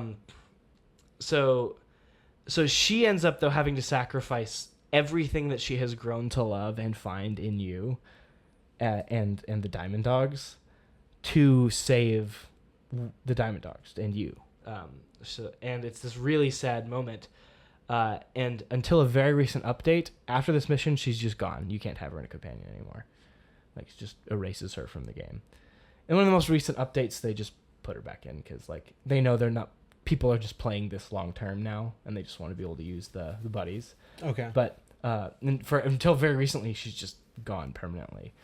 And it's this really good moment, like her arc. Like even for earlier missions, when you go back and play earlier, she's gone. Wow. Yeah, it's a really like final statement, and her theme coming in, and what you know about her bond and with you. It's really well done, and it's so subtle. Just little changes in her over time, going on missions together and her little cutscenes with you and stuff. And you can tell she finally feels like she belongs somewhere. Like, she's emblematic of what is happening to the soldiers that you're brainwashing, honestly. But, like, she's emblematic of what Diamond Dogs is. People who, like, grow to trust you and look to you. You know what I mean? And she has to throw it all away. It's really good, man. It's really good. Yeah, but that's post game, right? Well, yeah, it's like 2, mission like 40. Chapter 2, yeah, 40 something. So if I finish it, it'll only be to chapter 1. Sure. The end of chapter 1, because I'm not far. 22. Yeah, you're very close. You're very close. And some of the final missions are pretty quick. Like 31 is just a boss battle with a giant Metal Gear who has a fire whip, Balrog whip. So I mean, come on. That's cool. So I like Quiet. My favorite story moment in the whole game is mission 43. Shining lights, even in death. It is the pinnacle of what this game is doing. It leans on gameplay to tell a story. It is so fantastic. So it relies on a couple things. Once Chapter 2 hits, all the soldiers in the field get way better. So like they're all A+, A++ soldiers. Okay. So you're recruiting way more guys. You're really building up Mother Base. And you come back and they say, boss, there's been an outbreak. Boss, there's been an outbreak on the base. We need your help. We have these people in quarantine. We don't know what's happening. We need you to go in. And so they quarantine off this part of Mother Base, and the tents, everything. And so you go in, gas mask on, and you enter into this kind of quarantined off area on Mother Base. And you climb from the bottom all the way to top of one of these spires, kind of trying to figure out what's going on. Basically, the parasites, the vocal cord parasites, have evolved. They've infected men all over. Like, there's a radiation leak. Everybody's becoming symptomatic. And people are basically losing their minds. So it broke out at the top. So as you get to the top, you kind of figure out what's going on. And these men are starting to go crazy and trying to break out. Like, they know they're not supposed to, but as the infection starts to get to their brains, they start to lose it, and they just try to start getting out. Like, I need to get out at all costs. So it's going to spread to everybody else on the base and, potentially even other people in the world, right? And so they're like, boss, you have to kill them. Like, there's nothing else we can do for them. You have to kill them right now. And so you look for every outlet. You try to put them to sleep. You try everything, because these are your people. All of your recruits, they're actually your recruits. You can look at them in binoculars. It'll tag their actual name in your records. You can go and look and see what position they're filling. Like, it is your team. Mm-hmm. And you have to shoot them in the face and kill them. And so you do, because there's nothing. You try literally everything else. So even basically one of the big selling points of this moment is, no matter how good you have been in this game, no matter how few people you've killed, you are big boss. You are leaving the bad guy. Like, you can't help it. What you are building is bad. What you are building is a independent army. You know what I mean? That doesn't have a flag. That doesn't have anything except killing, right? So you kill these people, and what's crazy is as you descend, as you go down lower, people have been exposed less recently, so they are more sane as you go back down. So there's actually one guy near the bottom that somebody else figured this out. I didn't know this. But if you don't shoot him, he goes, "You coward," and he shoots himself. Like, oh, dude. And every time you kill someone, it says, famed heroism decreased, -30. Like, your little, just like little droid telling you that you're a piece of crap. Because you have to put everyone down, though.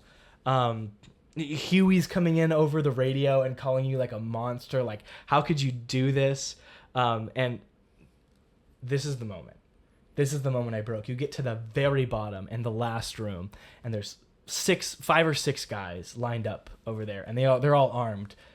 And you come in, they see you, they know what's about to happen, and they just salute. And wait. Oh, dude. And, dude, I literally had to stop. Oh, no. They salute the Reaper, man, and then you just gun them down. Too much. Oh, dude, it's so clean. It's so clean because, any moral decision, it's all just out the window. There's no, simple moral choice. You just have to make this horrible decision. And, of course, it ends him coming out of the room. It's the famous shot. You've probably seen it in the trailers. The lights are flashing. The shrapnel in his head grows into this, huge horn, and he just collapses, screaming, because what he did. But what's crazy is he accepts full responsibility leaving, like Snake does. And so it's this really cool moment. And it's really cheesy, but he takes their ashes and he rubs them on his face, and from then on he turns the ashes into little diamonds and hands them out to his troops, and you can see them glistening on his patch from then on out, the little diamonds that he pressed out of their ashes. And it's really complex, emotionally, and you don't expect it because the game has not been doing anything until that point. And you see what he was trying to build to, and it's such a shame that you don't have more lead up into something like that, and these moments. Like it's really good that it's jarring, but he just executes it so well. Especially because it's like, this is your work. You as a player have actively put work into this thing. So you actually come out having to rebuild more because like your teams have all gone down, and some people leave because of what you did. Like they don't follow you anymore. So that horn grows over time. So right? the horn grows depending on how you play the game. So if you slot, like calling in airstrikes all the time and just murdering people, like not like killing a few people on a mission, that's not enough. If you're just slaughtering a bunch of people, it'll grow out. If you're not, it stays small.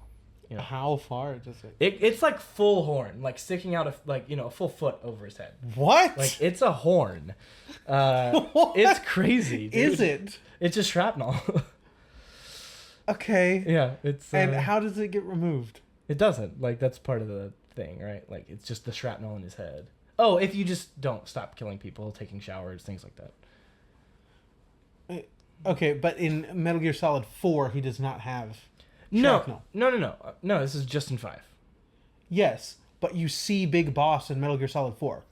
Oh, yes. Do they explain that away? Well, in fact, we'll get to that right now if you'd like. But I just wanted to touch on, that's my favorite part of the whole game from the story perspective. Yeah, that sounds very good. It hits really hard. And the build-up is great, going up and then back down and people being more together. Some guys are really scared and they don't understand.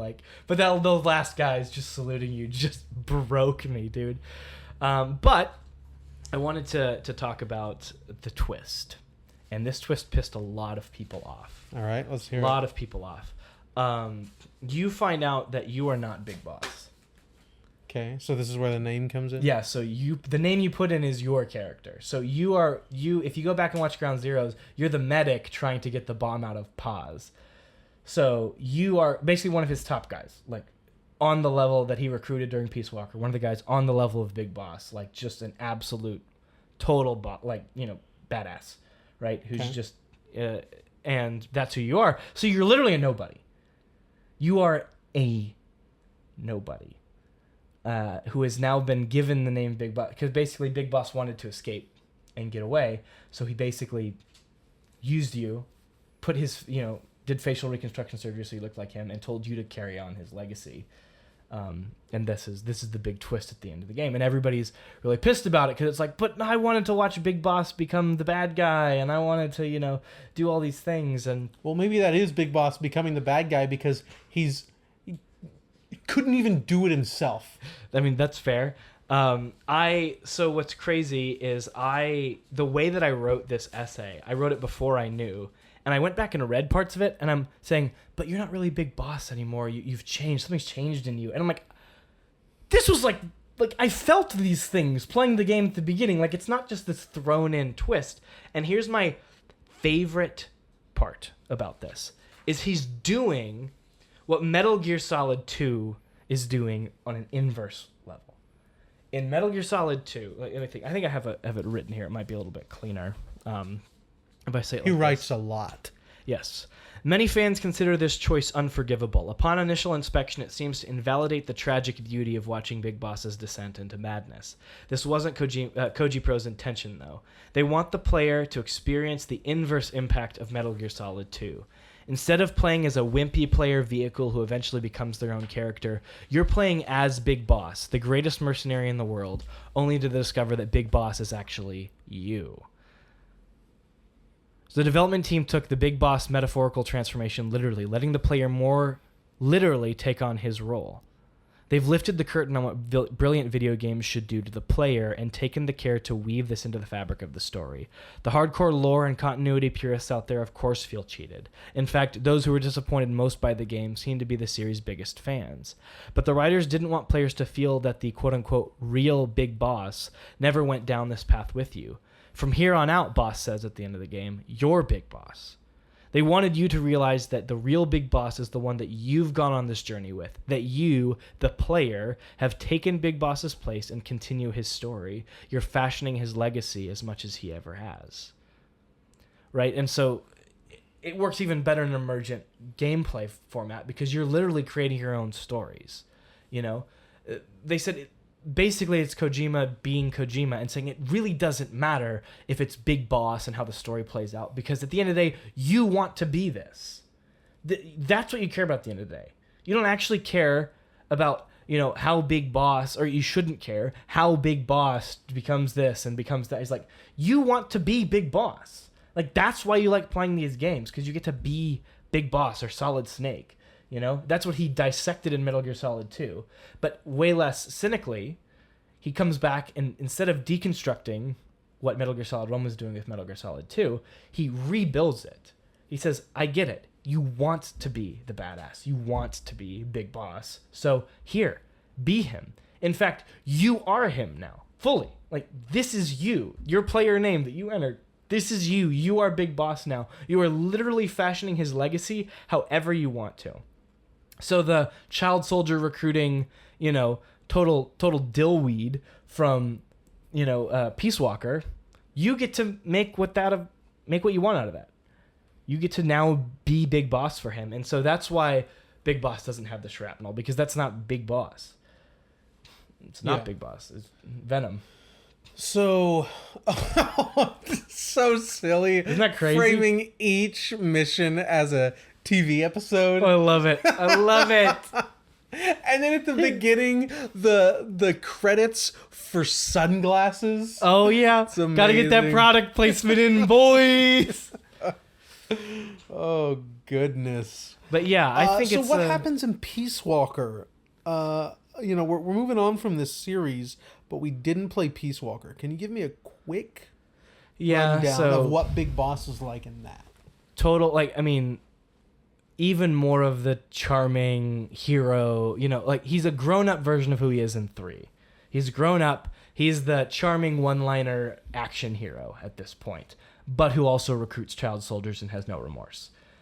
So he's already in Peace Walker not a good guy. And that's a big moment for him, is to find him like that.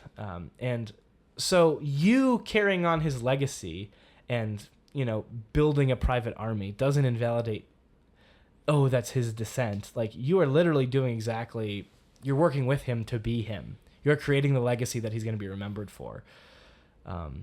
It's really interesting. But Peace Walker, there's essentially Dr. Strangelove, very on the nose again, is creating an AI unit. I think she shows up in this, right, as the AI Huey's working on.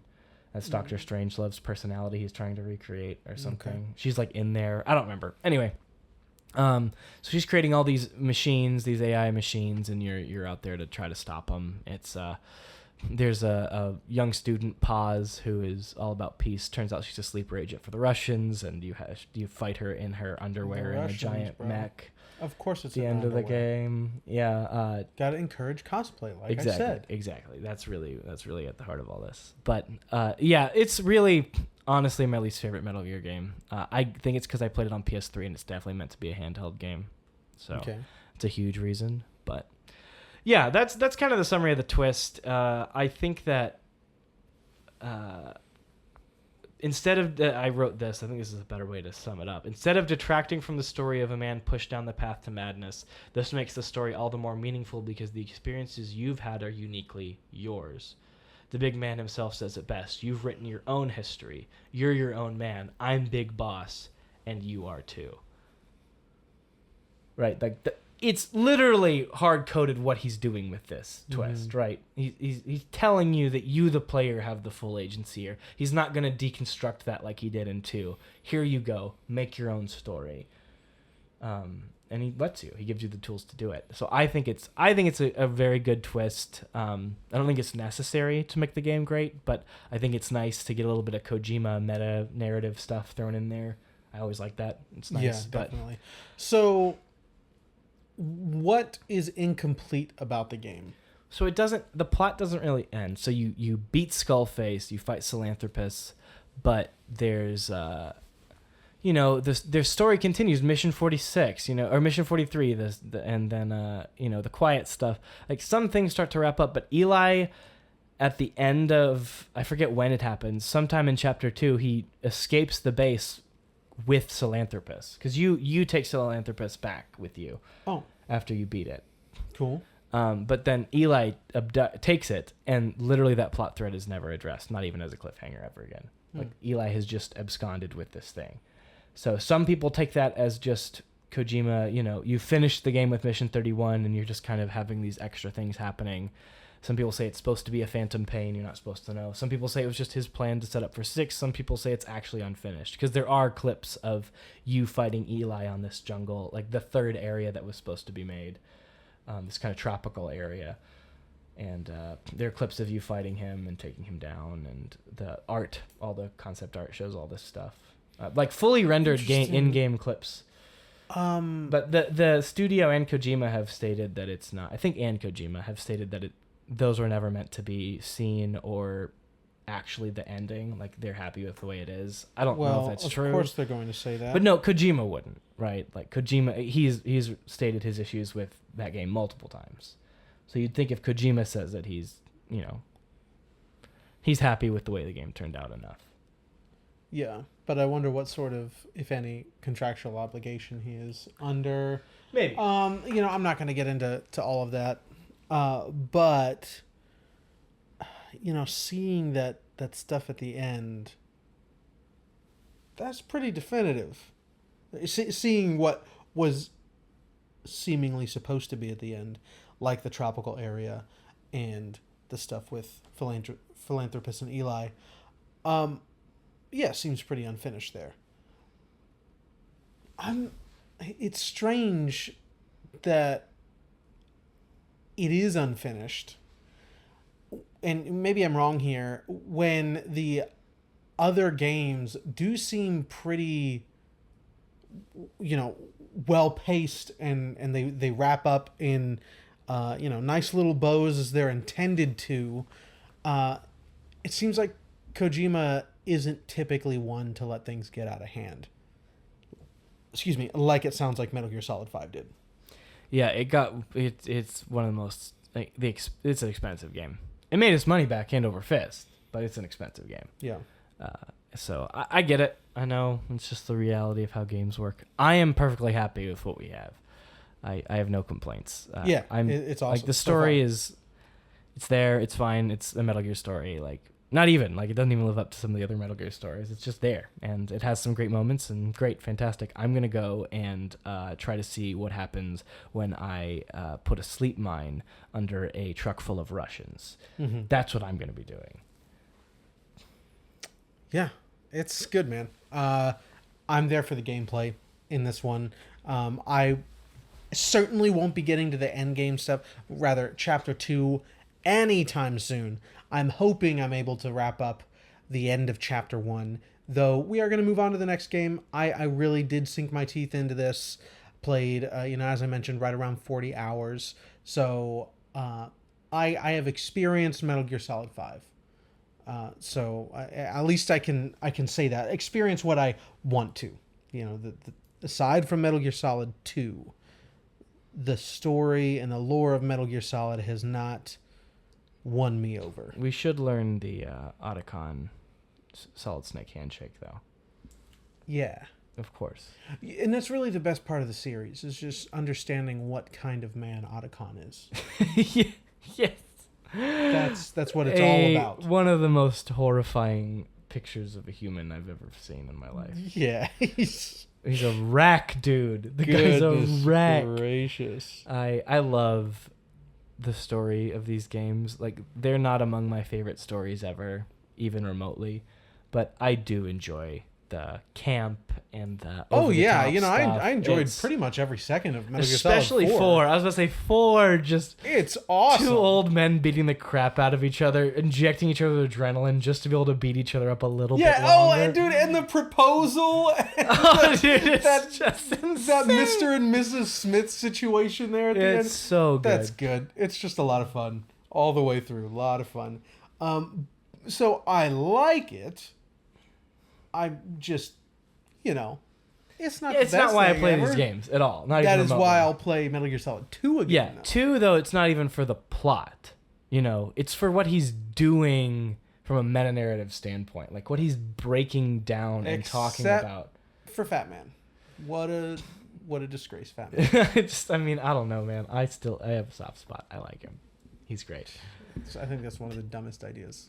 I think that is the dumbest thing in any of these games. And there's a lot of dumb stuff in these games. So much lovely dumb stuff. Stupid dumb stuff. I think Fat Man is a huge blotch on Metal Gear Solid 2. So, I mean, this is not... I mean, obviously, this game's amazing. But looking back, who's the best character, Tyler? Looking back, best character in all of Metal Gear. Otacon? Yeah, Otacon. Yeah. I think for me, it's Ocelot.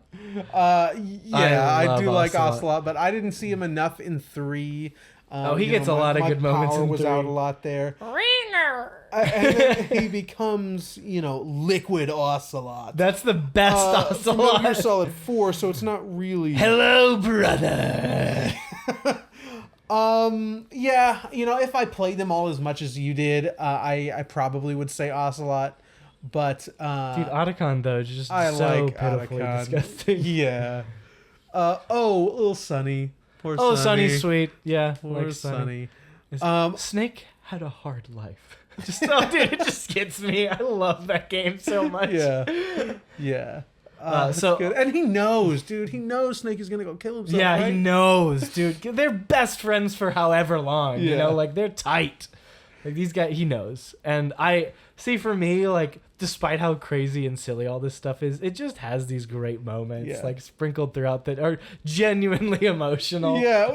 Yeah. Oh, dude. The weapons dealer in Metal Gear Solid 4 is Drebin.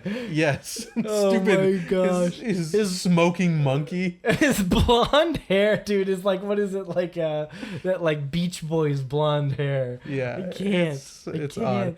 I do like that moment though, when he's telling Sonny where Snake is. Oh, it's so good. That he just had to get away for a bit. He's had a hard life. Oh yeah. But he knows. He knows exactly what's going on. Yeah, looking back, I would say that 4 climbed, like, the biggest change on my list, not only for Metal Gear titles, but for favorite games. 4 has climbed exponentially in my... I kind of let the community dictate, I think, a lot of what I felt about it. As time went on and I didn't remember how much I enjoyed it. I think... the gameplay, the crazy over-the-top stuff, like, I eat it up. It's so much fun. Yeah, I would be interested in trying it again. Especially with the context of 5. That's exactly what I was going to say. Now I'm interested in playing... It changes those games so much. Both 4 and Death Stranding.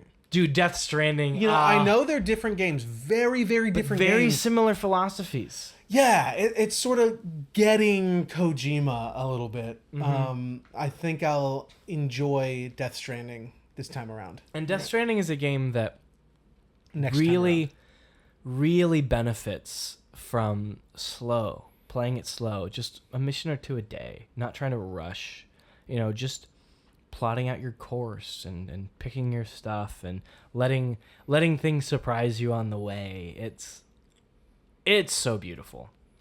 I think playing it again will be one of my favorite games. Like, I think letting the things that frustrated me about it that I wasn't quite clicking with the first time around, expecting those and knowing what their intent is, and kind of just moving with those things, I think is going to change a lot for me.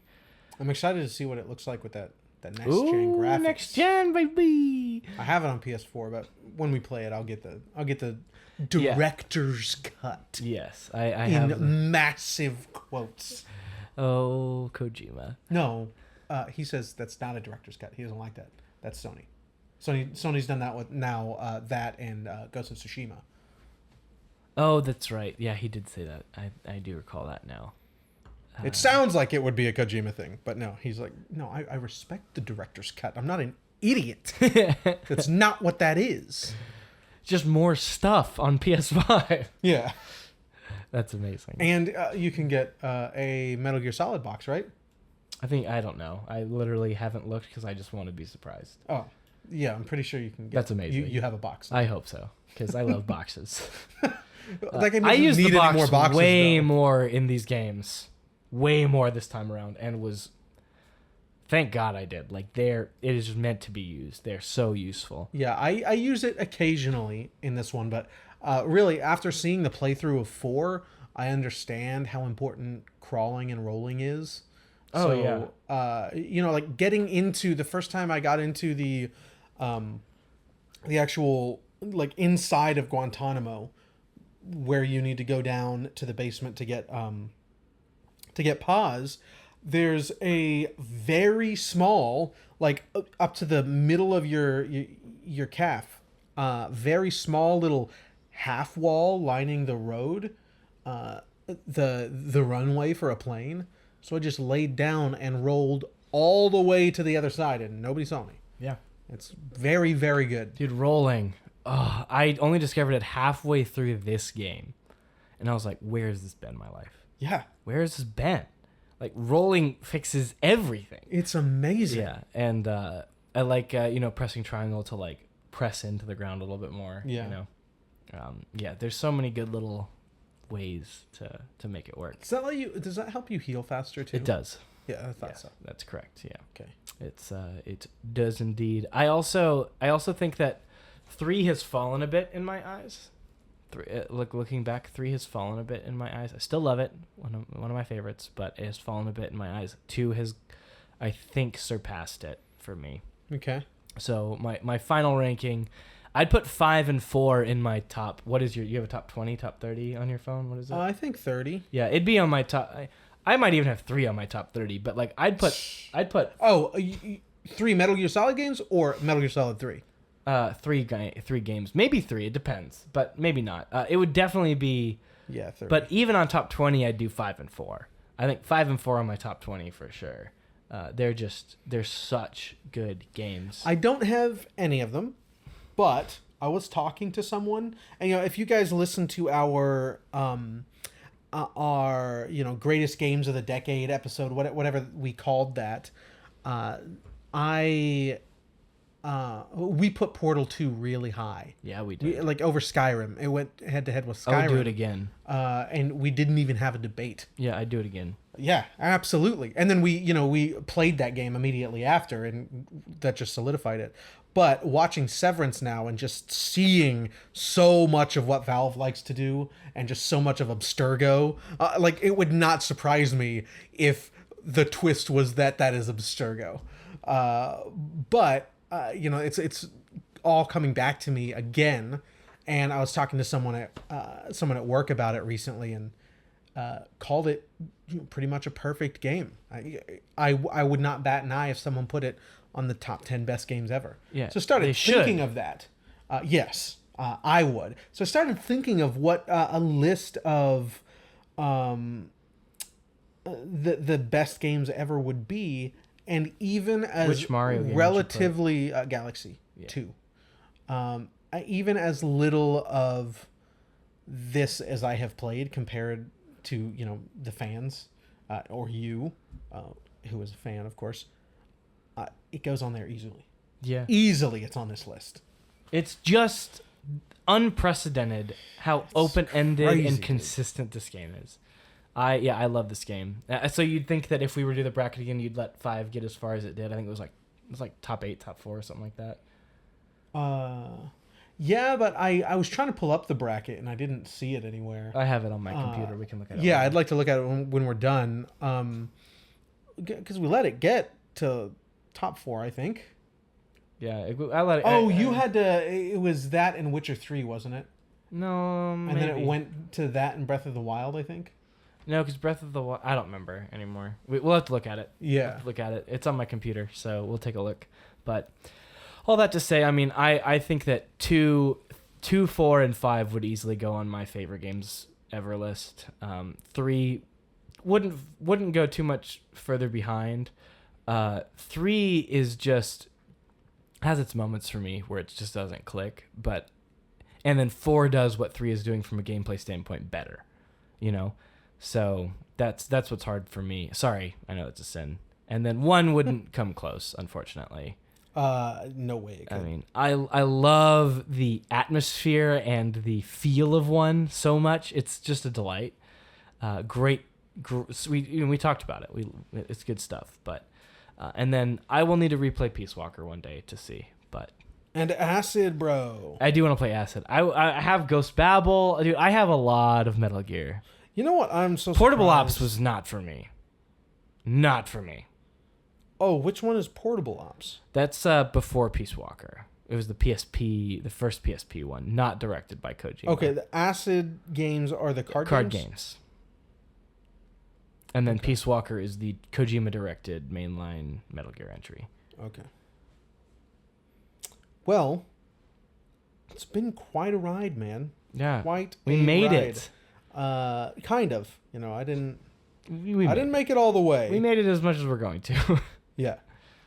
I'm happy you got to share these with me, especially 5. 5, yeah, 2 that's and what I 5 was. Yeah, were awesome. that's I really enjoyed watching them. 2 and 4. And 3. I mean 1.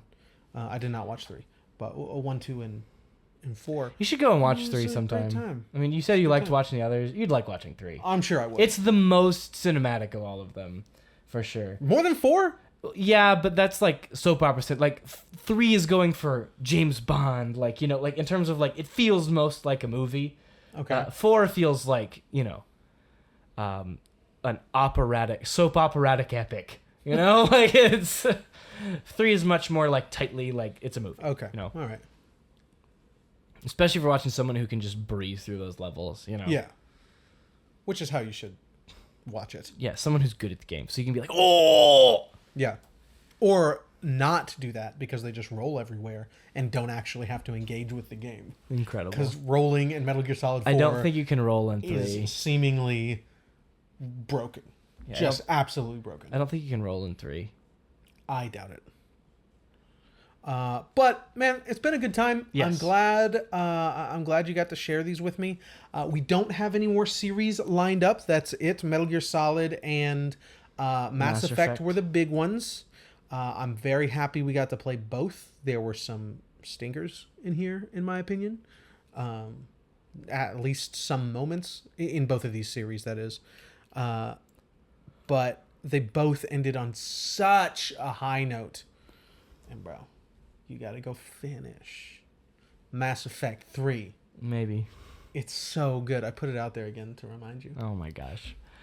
Dude, I gotta you play will love some. it. I gotta You play will some love it. hunting So, games. yes, our next game. So this is, we'll talk about actually why it came on our radar, when we do the episode. But the next game is Way of the Hunter. Just came out from a small studio and is straight up a hunting simulator. Way outside of our wheelhouse, but I think it's going to be pretty interesting, especially following Metal Gear Solid 5. I'm hoping we're able to get into it. We're going to have to do some work on our part to really get into the feel of it, because we don't typically play that kind of game. But I think there will be a lot there for us when we do. So excited about that, folks. Check out the link in the description to join our Discord server. Come tell us why Zack is wrong about Metal Gear Solid 3, and he'll tell you why you need to get the hell out of here. Not really, though. We want to have these sort of discussions. Maybe, or you can tell me why, because a lot of people hate 5. A lot of people think it's one of the worst in the series. Whoa, yeah. dude! Like and pretty much all of them say, yeah, best gameplay, but worst, like one of the worst games. I'm like, that makes no sense to me. I don't understand. Yeah. Like, yeah, I want to have these kind of discussions. It's just Zack and I, and we often agree. I don't think there's many debates on this show because we have a lot of similar tastes. But we want to build a community of like-minded people that want to share games, that want to talk about games. So come join. If you've heard in our past episodes any mention of Patreon, just forget about that. We have decided to forego that. The most important thing to us is building this community. Come find people to play with, games to share, maybe recommend some episodes. We're putting together next year's we got some blank spots schedule. So come join. Come check it out. And don't forget, folks, to share what you love with who you love.